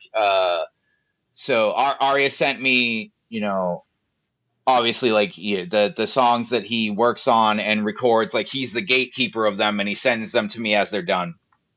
So he sent me the Will Good song first, and then he sent me the Recovering Catholic song, and then Lindsay sent me this. So I thought for a second that I might not have been getting Fairy Tale of New York. And I was like, you know what? Fine, it's okay. And then obviously just, again, like I said before, Lindsay is one of those people that thinks that everybody around her is more talented than her, and we're not. She is incredible, and she there are songs that I've heard her cover that make me rethink how I feel about those songs, or maybe even what those songs were trying to say in the first place. Um, and this is one of those. Obviously, it's a song I'm familiar with. I'm a '90s boy, and Counting Crows was never, I never got that into them, but I was never upset when they came on the radio. Yep. That's a good way And to describe that. yeah, The relationship. Yeah, I had the yeah. same. Yeah. And I know some people that were really into them, but this song again, it's like it's a song. It was their radio hit for a number of years, and it was the song that they would play when they were like, "All right, you guys are sick of us playing Mr. Jones all the time, right?" So I've heard it a million fucking times in my life, but I've never heard it like this. Both obviously sonically, she brings something different to the table, and there's and it makes me feel different than it ever did before. And Mm. so I'm really obviously really happy that I got both songs out of her this year. And she actually this year she is tied with Aria for being involved in the most amount of songs.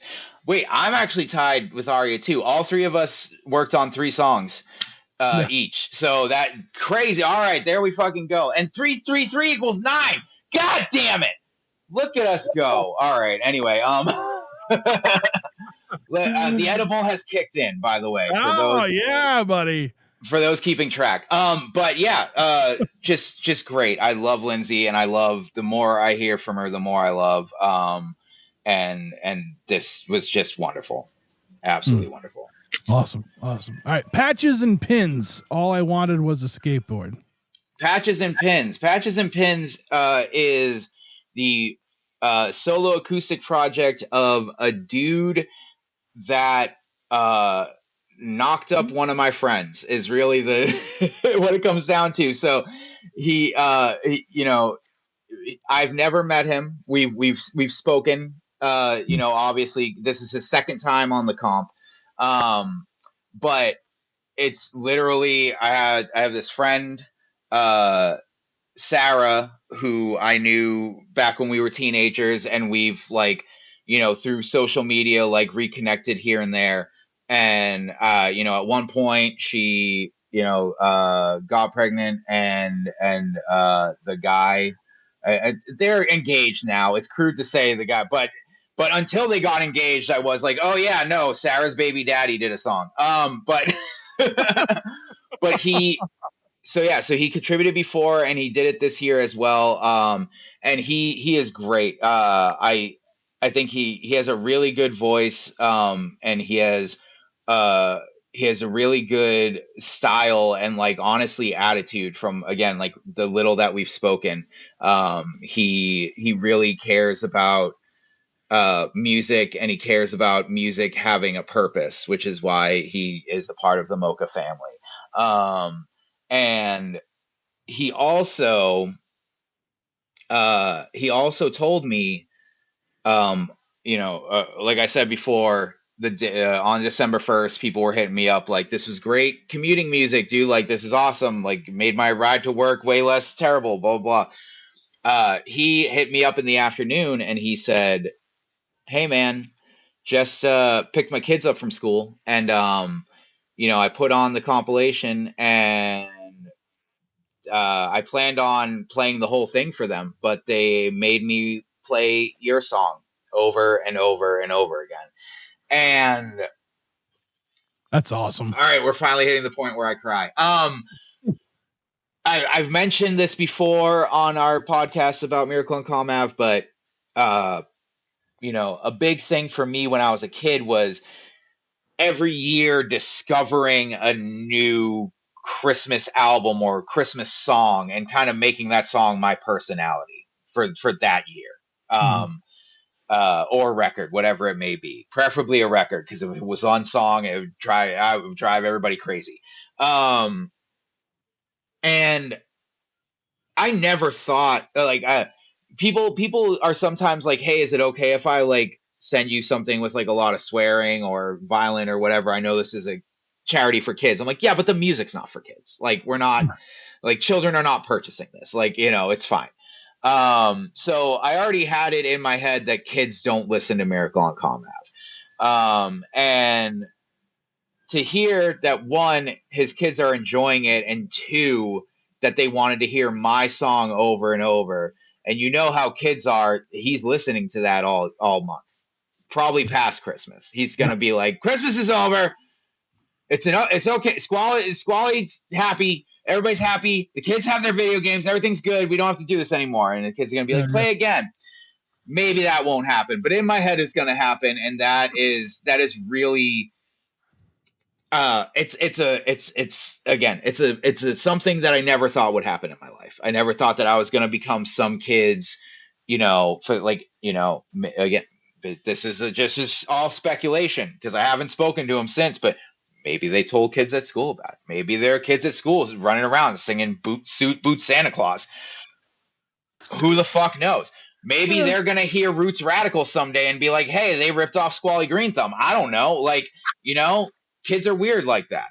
Yeah. But it gave me lots of good feelings, and I'm really happy. Thank you for falling in love with my friend Sarah and knocking her up and being a part of the Mocha family. Oh, awesome. 17, Thou Merciless Graves. Oh my god. This. Oh my god. Yeah. Every goddamn year, knock it out of the fucking park. And this year in particular, so Thou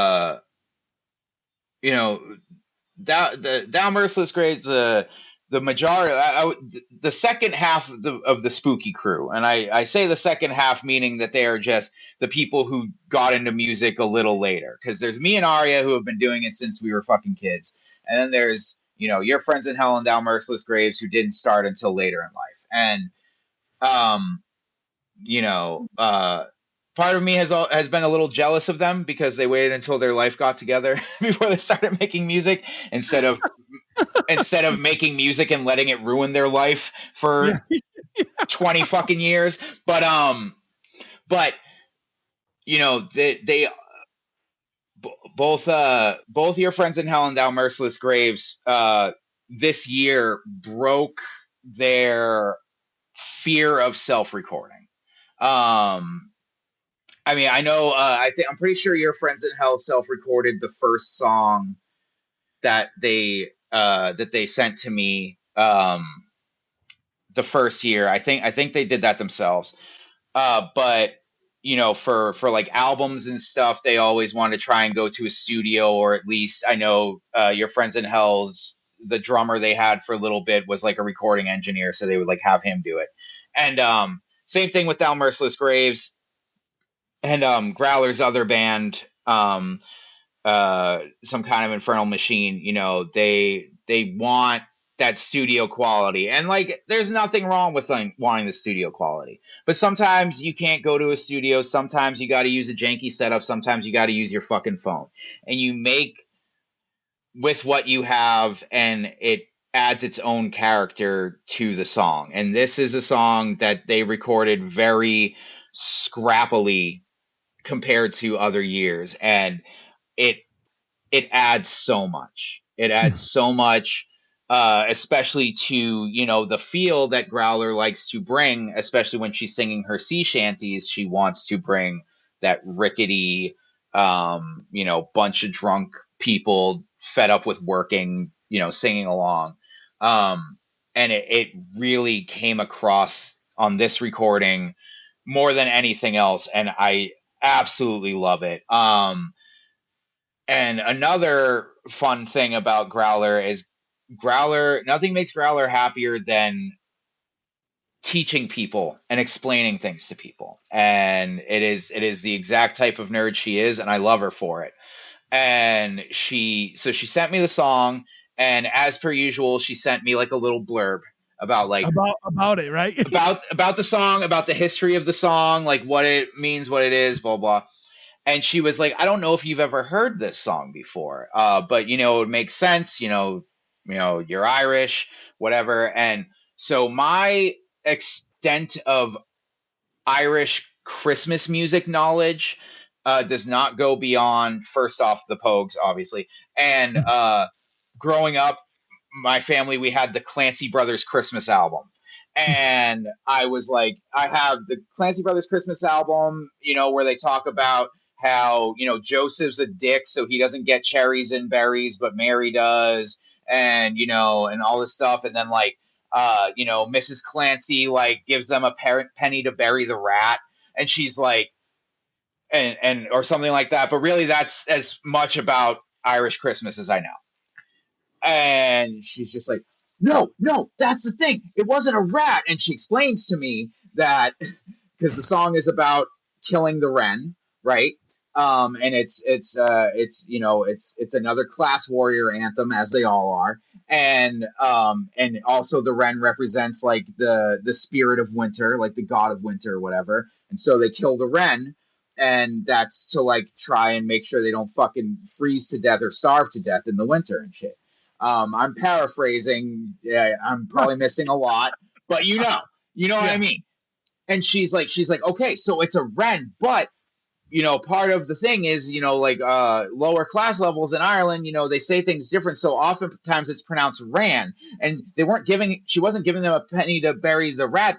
They were giving her a penny to bury the ran. And I'm like, oh my God. Because as a child, I thought, oh, there's a pest control problem at Miss Clancy's house. So they kill the rat and bury it. And then teenager and on, I'm like, oh, there was a fucking snitch. And she gives a penny to handle it. No, here's a penny, kill the god of winter. I'm like, what the fuck? Oh, that's so good. And then she sent me a Wikipedia article and was like, anyways, here's your heritage. Yeah. I love it. I love it. And this is Growler. If you're listening to this right now, this is another one of those nice things I'm saying about you. Right. I have zero complaints. Explain everything forever. It's fine. Yeah. I want her to have her own goddamn podcast. Yeah, me too, actually. Yeah. Honestly, though, with all the cool artifacts and stuff she has in her house, you should probably go YouTube and just do straight like video essays on shit, because it's something she's passionate about. It's something that you will always enjoy hearing because she's passionate about it. And again, she just has a bunch of random cool shit in her house that would make great set dressing. So, honestly, often does make great set dressing at her shows. Yeah. Right on. Yeah. Well, that again, one of my favorite people right there. So absolutely. Yeah. All right. 18 is the Recovering Catholics. Yes. Left Out in the Cold. It's another Blue Bloods cover. Another blue. This might be a thing. I did talk with Ari about it last year. We were talking about how on last year's podcast episode, you brought up that it sounded like the old Edison, and I was like, well, because the old Edison was a bunch of Blue Bloods fans playing acoustic guitar, and it is that, and it is very much, it is also part of my heritage. But we, like, Ari and I talked about, like, you do an acoustic cover of pretty much any Blue Blood song, and it sounds like a Christmas song. Like it has that energy to it, because it's either, about terrible like sadness or loneliness, or how great it is to have a bunch of friends around, and so like it really does work. So I'm not saying for sure that they're definitely just gonna run the entire Blue Bloods discography, but don't be surprised if they do. And I love Recovering Catholics, mostly because, just obviously, like, I loved the Radicals so much, and anytime Matt and Aria work on anything together, it's just great seeing them, great seeing that they've never lost a fucking step. But I especially love that there's this kind of like little divide, where they're either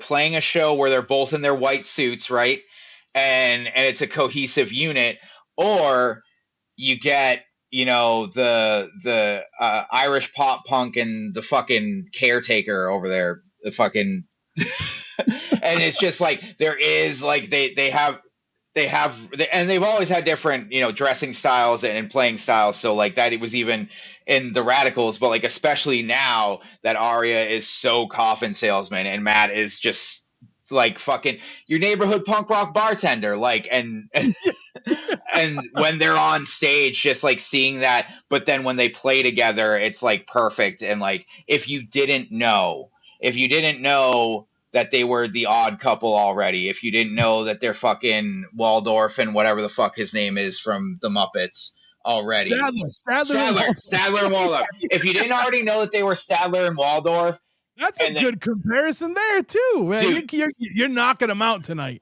Well, that one, I mean, that one has been like, that has been their, like, that was something that they realized about themselves when they were about, like, I want to say like 18, maybe 19 years old. Just especially when they are standing in the corner of a show judging everything that's going on. They do that on occasion, and it is 100% Sadler and Waldorf. Yeah, the edibles really kicked in now. But yes, that is that is the beauty of them. And God, just anything where they play more music is great. They also both helped me out with my Monsters at the Midway set. I did a whole Sinners thing. Where have you seen Sinners? Oh yeah. Okay, so yeah, so I did. Okay, good. So I did the whole Sinners thing where I was Remick, and we did the two Irish traditional songs that they did, and I had both aria. So for Rocky Road to Dublin, it starts with this like droning sound, and I hit up aria, and I was like, "Yo, you got that musical suitcase thing?" And he's like, "Oh, you mean the blah blah blah?" I'll never remember the name of it. And I'm like, "Yeah, that thing." And he's like, "Yeah."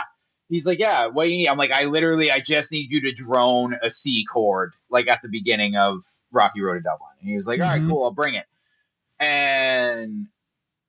But he was also like, honestly, he's like, Shotgun did ask me to be a part of their set, and I did turn it down because I'm kind of like running low on spoons right now. So maybe I'll do it, maybe I won't. And I'm like, it's fine if you don't. It's just, you own the thing.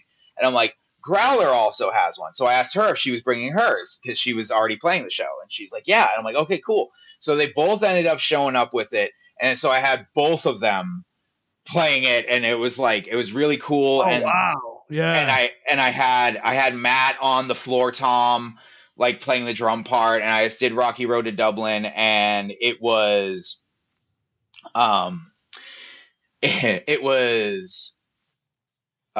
after, pretty much right after I found out that we were going to be putting Pippin down the next day. Like, we hadn't said it out loud. We didn't even really say it out loud at the vet. They just kind of knew. But, Jackie was supposed to be a part of the set. Pippin wasn't doing well, so she was like, I'm staying home. And she was like, she texted me something where she didn't come out and say it, but I could read between the lines. So it was one of those moments where I had something in me I needed to kill. And I got to do it on stage, which is always good. Like, oh man, you get that text from an ex right before you play, best set of your life, right? Like, but this was a far deeper text of a far bigger sadness. And I was able to just get up on stage and scream about beating the fuck out of people with my shillelagh, and that was great. And having Matt and Aria be a part of that was extra special too. So big shouts to Recovering Catholics. Can't wait for more from them. Another band that plays a bunch of songs live that aren't on their records, and we're like, come on. Yeah. Yep. Actually, you guys all played my house this year. We did. Yeah, we did. Yeah, that was a good show. That was a very good show. A bat did shit on my hat though. Is that what that whole thing came? I was in the house, I think, when that conversation came about. I think. Yeah, the bats started flying around. Everybody was like, "Oh, cool, pretty." And I was like, "Awesome!" And I went to adjust my hat, and I was like, "That's bat shit." I got guano on my hat. Somebody call Ace Ventura. But yeah, I was like, oh man. So, but that was the only bad part of that show. The rest of that show was fucking amazing. Yeah. It was really, really cool. But yes. Thanks again for coming out. Of course, dude. All right, track 19. We're back with Jackie Frasca. So this was again, like I said, we had the songs that we were listening to. After Pippin passing, this was one of them, and it was something where we really we really wanted to, especially with the Pippin songs, we really wanted to record it like as clear and professionally as possible. With my equipment, which again shit the bed, and having having to do Wolves on the phone was one thing, but this song was like even harder because it just holds a lot of weight. And it felt it even felt wrong to me. um but I wanted the song done. I knew that Jackie would spend the rest of the year regretting not recording the song more than she would Mm-hmm. regret it sounding not as perfect as she wanted it to. Mm-hmm. And we sat there on the couch and just like went through it, and every time either like she made a mistake or I made a mistake, it was like it didn't bug us in the same way that it normally would, because we were like, we have we have the rest of tonight to do this. The day is not over, the night is not over, and we're gonna get this right. And it came out so beautiful. She does do this, Jackie does do this thing where when we listen to Miracle on Comm Ave, when we're like a few days removed from the recording, she can't help herself. She like makes a face every time she hears herself. She's like, I could have done that like that. I could have done like that. And I'm always like, enough. It's done. It's like it's a lesson that every musician has to learn eventually. That once it's recorded, it's recorded. Um, that's part of what drove Kanye insane, was when he realized that because of the internet, he could re-edit all of his songs like every day if he wanted to. A lot of other things made Kanye go insane. Fuck Kanye West, but Right, right. I'm just saying, I definitely think that's part of it. But and so she does do that with this song. There are things that she definitely wanted, but it is so beautiful, and um, you Yeah, know, it's wonderful. It's yeah. great. I like. Yeah. And you always you always wish that your partner could see themselves like through your eyes or somebody else's eyes, so they could like see how like wonderful they are. And my thing with Jackie has always been, I wish she could hear what other people hear, because she Mm. hears herself, she hears every mistake that she made, she hears you hear when you record something, again, you hear every time that your tongue got stuck on the roof of Yep. your mouth a split second Every longer time. than you Yep. wanted it to, right? Right. But you just got to live with it. And I'm just like, if you could just hear. And on the subject of kids listening to Miracle on Comm Ave and loving a particular song, Chris from Mass Spy, Mm. his daughter, I think it's our cover of Hospital Beds. I, Ah. Yeah. I don't remember if it was Hospital Bed, but it's one of Jackie's songs on one of the years. Chris like came up to her at that show at your house and was like, "Hey, I just want you to know my daughter wants to listen to that song all the time. She loves your Mm. voice and blah blah." And She has that's an what I. amazing voice. Jackie has an amazing It's voice. Like, so good, and she yeah. just does it because she loves it. She never cared. Like when I first started talking to her, and I was like, "Hey, like." She was doing this thing where she was using this like karaoke app to like Mm. record herself singing shit, and it would like find like either like official instrumentals or like fan made instrumentals. Like it would like the app would like search all over like YouTube, Bandcamp, Spotify, like everything, like trying to Mhm. find an instrumental for you to sing over. And she would just do that, and just like for fun, and she would like do karaoke on Facebook Live because it was 2020 and everybody was in lockdown. So like that was her like reaching out to the world, right? Oh yeah.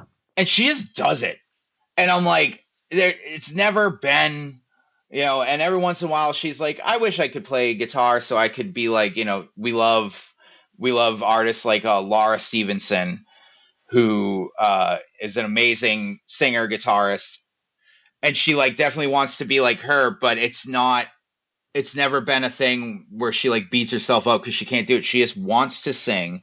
And she's always like, thank you for letting me sing on Miracle on Comm. Thank you for letting me come up on stage and do a song. And it's never like, are you fucking kidding me? Like, everybody wants that.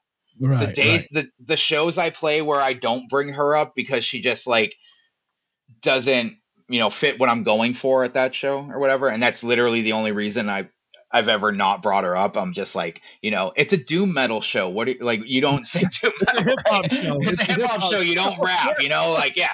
So, so that's the only reason. But anytime I don't, people are like, why? why did you sing the whole time? Where's your girlfriend? In the words of Katie Newman, where's your hot girlfriend? Why isn't she singing right now? So yeah, love having her on it. It's always a treat. And when she came to me and she was like, I want to do 2 songs this year, she like made this say like, is that greedy? And I'm like, bitch, you could do the whole thing. Yeah. You do the whole thing. 1 year we'll do it. Just all Jackie. Awesome. Yeah, I listen. I love every time she gets up and sings at a show. You know what I mean? It's awesome. I wish I could play the guitar too. So I get that part of it, but she's got you to play. Yeah, exactly. so and I'm sure she could like direct you in how she wants something played and everything like that. So yeah. No, she definitely can. Oh man, we are getting close to A24 movie length. I said we wouldn't do that. All right. It's all right, dude. Hey, it's deserved, man. And I know, yeah. Listen, one of the other things too, like, is like, I'm happy we're at this length because I know, like, you had doubts about doing it this year because of everything that was going on. And like, and I appreciate you doing it. And I also appreciate, like, I think like, I bet you, like, from playing the show the other night and everything, I feel like you're back to Squally Claus a little bit, It definitely, the show was a big help. The show was, it was 2 types of medicine. Like it did like being with all my friends and, also, Suds, Shotgun's wife, like Suds made, it was a potluck. Suds made a couple of bottles of this like non-alcoholic, like honey, ginger, cinnamon, black tea mixture, and I was using it to mix with my booze all night, and it really made me not sick for a few hours. It was fucking magic. But like there was the friendship magic of like being in a group of friends, and like Jackie and I haven't gone. Jackie's hung out with a couple people since Pippin passed. Normally just like when I'm working late at night, I'm like, I don't want you home alone. Like go, like she'll go like hang out with like Dana and stuff. And that's really good. But we hadn't gone as a couple to hang out with anybody. The night her and I were recording her songs for the comp, we were supposed to go bowling with Steph and Liam. And we didn't end up going because we spent all night recording, and by the time we were done, we were exhausted. And but like part of me really wanted to do that, obviously not just to hang out with my friends and have a good time, but I was nervous about my first time being around a bunch of people being like a party, being a show where I could be getting pulled in all these different directions, and look. Sending me love when something terrible happens to me never goes unappreciated, but I do personally sometimes feel like people are like asking something of me when they do it, and it's not to say that they are. It's just where my brain goes. No, I get it. Yeah. And I get things like that too when that happens. Yeah. So I definitely didn't want to like have my first public outing be in a room full of people who just wanted to talk to me about Pippin, or at least just tell me that they were sorry about Pippin. And I'm like, hey, we're supposed to be having fun. Yeah. But it was a bunch of friends, a potluck. I had my drinks. I talked to people about all the terrible Christmas horror movies I've been watching. And we talked about other stuff. And Pippin did get brought up here and there, but it didn't become a permanent form of conversation. And Right. I was able to be me again. Exactly. Be Squally Claus again, Yeah. which I wasn't sure. I Yeah. really wasn't sure. I knew it would definitely happen by next year, but I wasn't sure if it would happen this year. So, Right. so Cool. yeah, it's great. All right. So can we skip track 20? No. All right. All right. All right. Track 20 was me. Mm-hmm. All right. No tradition. Yep. Yep. So Trev is Trev is a friend I've had for a long time. Who kind of falls into a similar camp of Liam, where we know he's ultra talented. We know that he can do like so many things with the written word. And he just like doesn't. He also like he has like the rest of us, like he has a job and he has other hobbies like this podcast thing, which is like a great excuse to never get any writing done, because you're just like, oh, I gotta do a podcast, hold on, I got my weekly podcast, I got my Bandcamp Friday podcast, I got all this stuff. Oh, I got a Patreon popping now. I got to do bonus episodes. Like, it's a great excuse to never get any fucking writing done. And, for years, Trev's always been like, would you like accept a spoken word thing? And I'm like, yes, absolutely. Spoken word definitely has a place in here. I've had other people ask me if they could like write a poem and record themselves reciting it and send it in. And I've always said yes, but they've never done it. And until this year, Trev has also never delivered on this spoken word piece. But he did deliver on the spoken word piece. And let me tell you, part of this whole, again, how the comp just kind of comes together in a very, very specific way, even though it isn't planned to be like that. This track ended up being a perfect transition again from where we were musically to where we're about to head musically, because this is so what the theme of this year's comp kind of ended up being was a lot of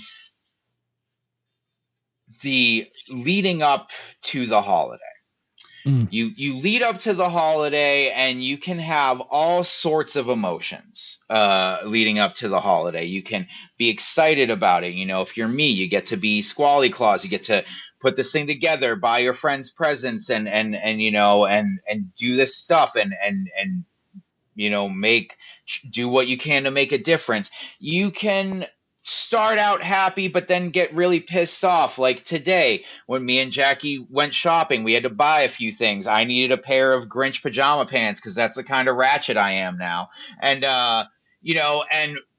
we experienced for the first time in years what driving around a fucking plaza parking lot is like this close to Christmas.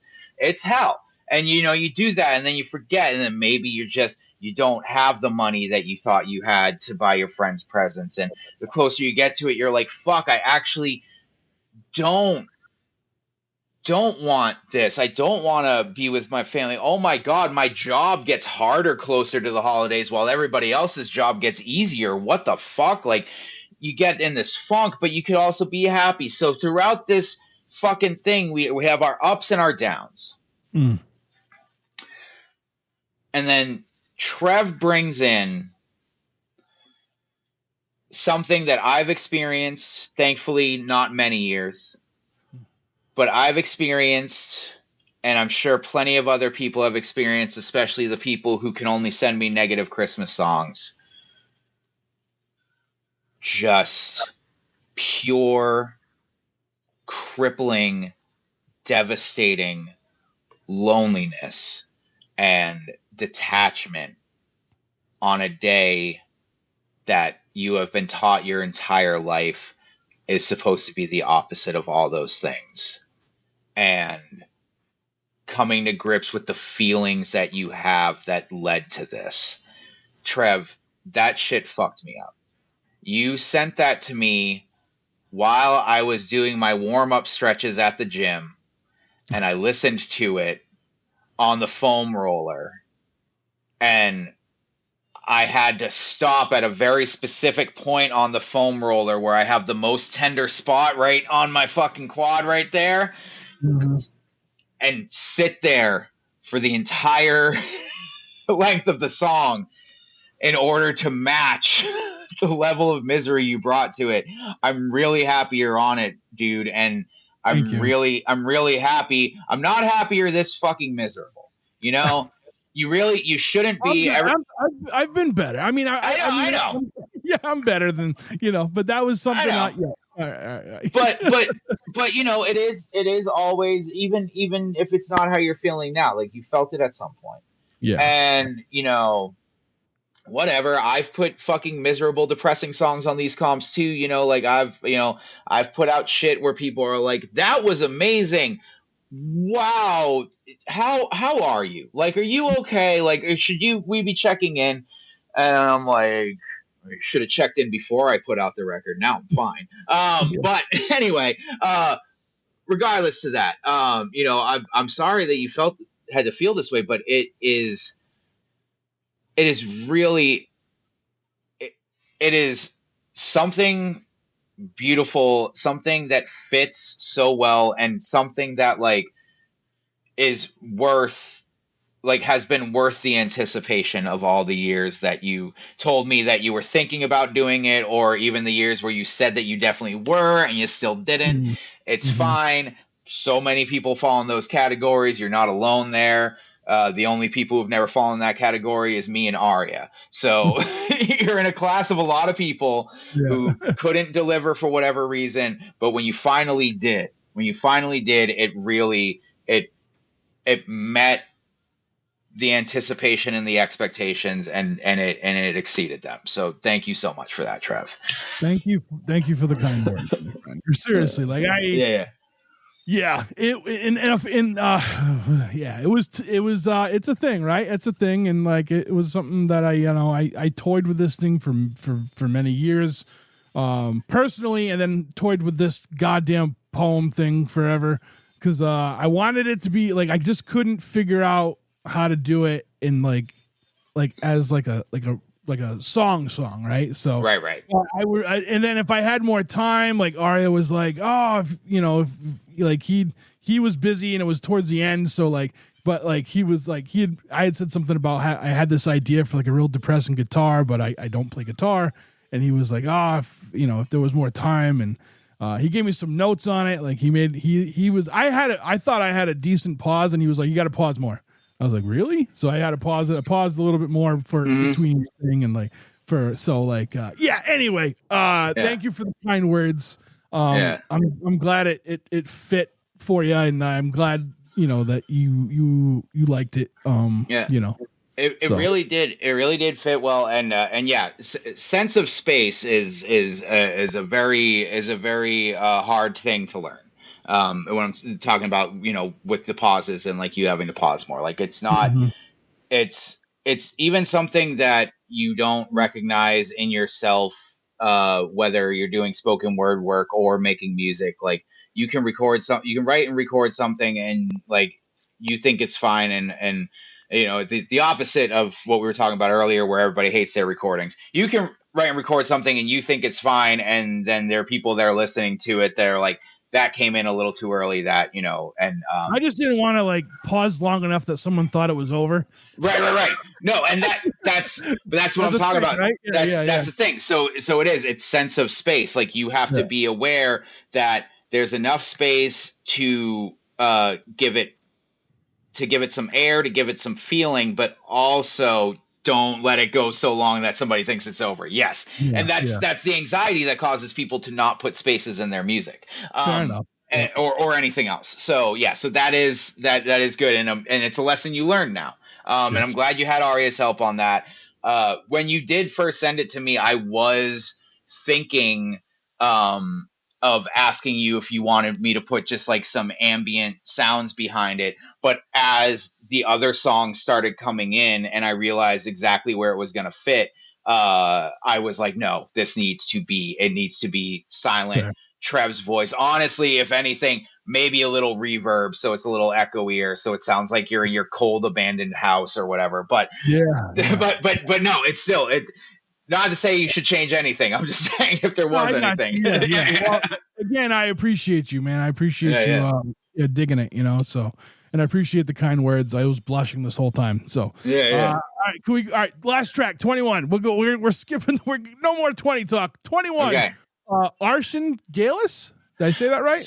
So I don't know. I've never met this person. Okay. They are mutual friends of mine through. I believe they're also friends with like Lindsay and some of the. I think they lean more on the cabaret side of the Spooky Crew than than the musician. I honestly I don't know for sure, and it's entirely possible that I have met them, and I apologize if I have and I've forgotten. But yeah, so I don't know how to pronounce their name either. But they sent, and this was the song that cemented that you were going to go second to last because, occasionally, including the very first comp, like the first Miracle on Comm Ave, I wrote a song and then I covered New Year's Day by Taylor Swift as the closing song because I was like, obviously, a Christmas album should end on a New Year's song. And throughout the years, I've gotten a couple of other New Year's based songs, but none of them ever felt like they would fit last. There was always something that felt more like it would fit last. But also, they've always been sad. Like Coffin Salesman did that song "No More Years" a couple years ago. I remember that one, yeah. And Lindsay covered New Year's Eve, which, while it is a love song, it's a very sad and kind of somber love song. And this is the first like upbeat New Year's song I've ever received. And it came to me as like, okay, right. Like I have all this like confusion and turmoil throughout the track list, like up to this. And then I have Treb's fucking abyss. and then when you come out on the other side, because if Christmas is a bad time for you in general, or just say you just happen to have a bad Christmas, you usually have a good one, happen to have a bad one, you can always move on to New Year's. Now, I do hate New Year's. I hate any holiday that is amateur night. Yes. And damn, I am gonna have to collect all these things. But yes, you're right. But New Year's is an even worse amateur night than St. Patrick's Day, because New Year's is both an amateur night and everybody's super sweet 16 party at the same time. Like everybody's supposed to have their perfect New Year's no matter what, but everybody's trying to have a perfect New Year's, except the people like me who have given up on it. I'm trying to go to bed. That's what I'm trying to do. Exactly. I found out the other night that I might be working past midnight on New Year's, and I'm like, oh my God, is there going to be like a countdown at the fucking weed store? Get out of here. Gross. But anyway, but it is a song about New Year's, but it's not a song about the holiday of New Year's or celebrating it. It's just like, I need a new year. I need a fresh fucking start. And it's got this, and fuck it, let's go, which is the best fucking line in the whole song. Just it really like is like I went to bed on Christmas feeling like Trev, and then I woke up the next morning being like, you know what, there's a whole new year for me to fucking conquer, and I'm gonna go do it right now. And I'm not starting exactly on New Year's like those plebs. We're doing it right now. So fucking it's great. And and welcome to the family again. I'm sorry, I don't know how to pronounce their name, so I'm not even gonna try, but very happy with this one. They sent me last minute they sent me a better mix of the song, which when they first sent me the song, I was like, this is great, but it's kind of poorly mixed. And that was from listening to it on my phone. And then I listened to it. We have like a sound bar for our TV. And when I do my final like levels check on the comp to make sure like one song isn't a million times louder than another, everything's kind of even. I use that speaker because it gives me a better it kind of gives me a better response. And when I listened to the original mix through the speaker, it sounded much better. And I was like, okay, so maybe it's my phone. But they a couple hours before I published the thing, they're like, hey, I did a new mix. Is it okay? And I'm like, yeah, that's simple. That's fine. You already sent the song in. I'm not going to tell you no. And it's real easy on Bandcamp to just like delete the audio tracks there and put up a new one. But I did have to do it on the shitty signal in at my job. So thankfully it did work, because otherwise I would have completely lost the song. But yeah, it's really, really good. And I haven't checked out any of their other stuff. But if it's anything like this, it's fucking beautiful. And it's always obviously nice to have new members to the family. Whether they be, a band that I thought was unattainable like Hell Beach, or a friend of a friend of a friend who heard about this comp and wanted to contribute. Like, it doesn't matter either way. The more the merrier. I'm still thankful to this day that this has never been a completely bloated compilation. Those tend to be better for raising money, but not so good for a listener's experience. Yep. I like that this thing has always been able to, no matter how many people I ask, stay within the like 15 to 21 track range. This year's is a little longer than my commute, but just a little. So, I appreciate that, and just everybody for coming together and doing this, and sending in and accepting the fact that I wasn't going to come ask them. And, knowing that at the end of the day,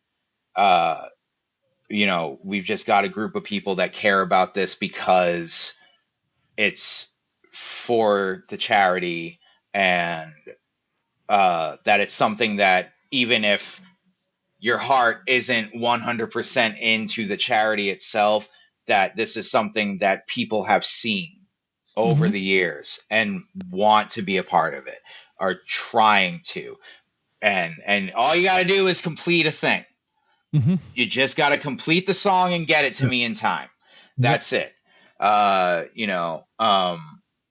also want to give a big fuck you to whoever sent me a fake band. The first song I received this year was a song by a fake band that doesn't exist. I checked an AI detector, and the song itself wasn't AI. But when I was trying to figure out who the fuck the band was and how they heard about me, because I asked around and I was like, does anybody know this band?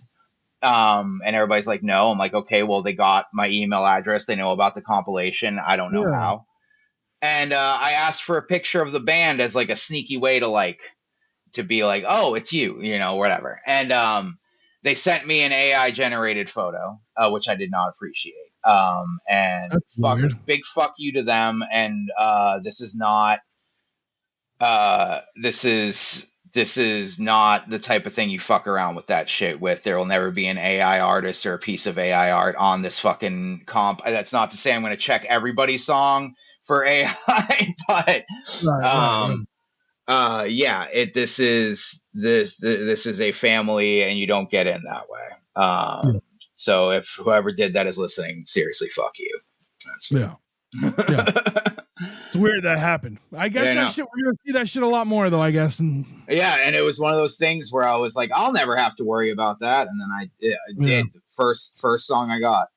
But anyway. So I want to add one thing to track 21. I'm happy it was the last track, because it gives you hope. Like you said, after coming out of the abyss that I was in that one. So I like that. It was a good closer, I think, for the whole thing. So, But yeah, we made it through, dude. We made it through another one of these. Yeah. I can't wait for the next one. I hope I see you before then. I'm sure I will, but you probably will. Yeah. And I want to thank you for everything you do. I know you say like, you're just the presents and it's everyone who's part of this, but you know what, man, you're the one lining up this thing, making it work in a cohesive way. And you do, I know this is like a big thing that you do every year and you dedicate the time and the effort to do it. And I just want to recognize you for that too. So I appreciate that. With that said, man,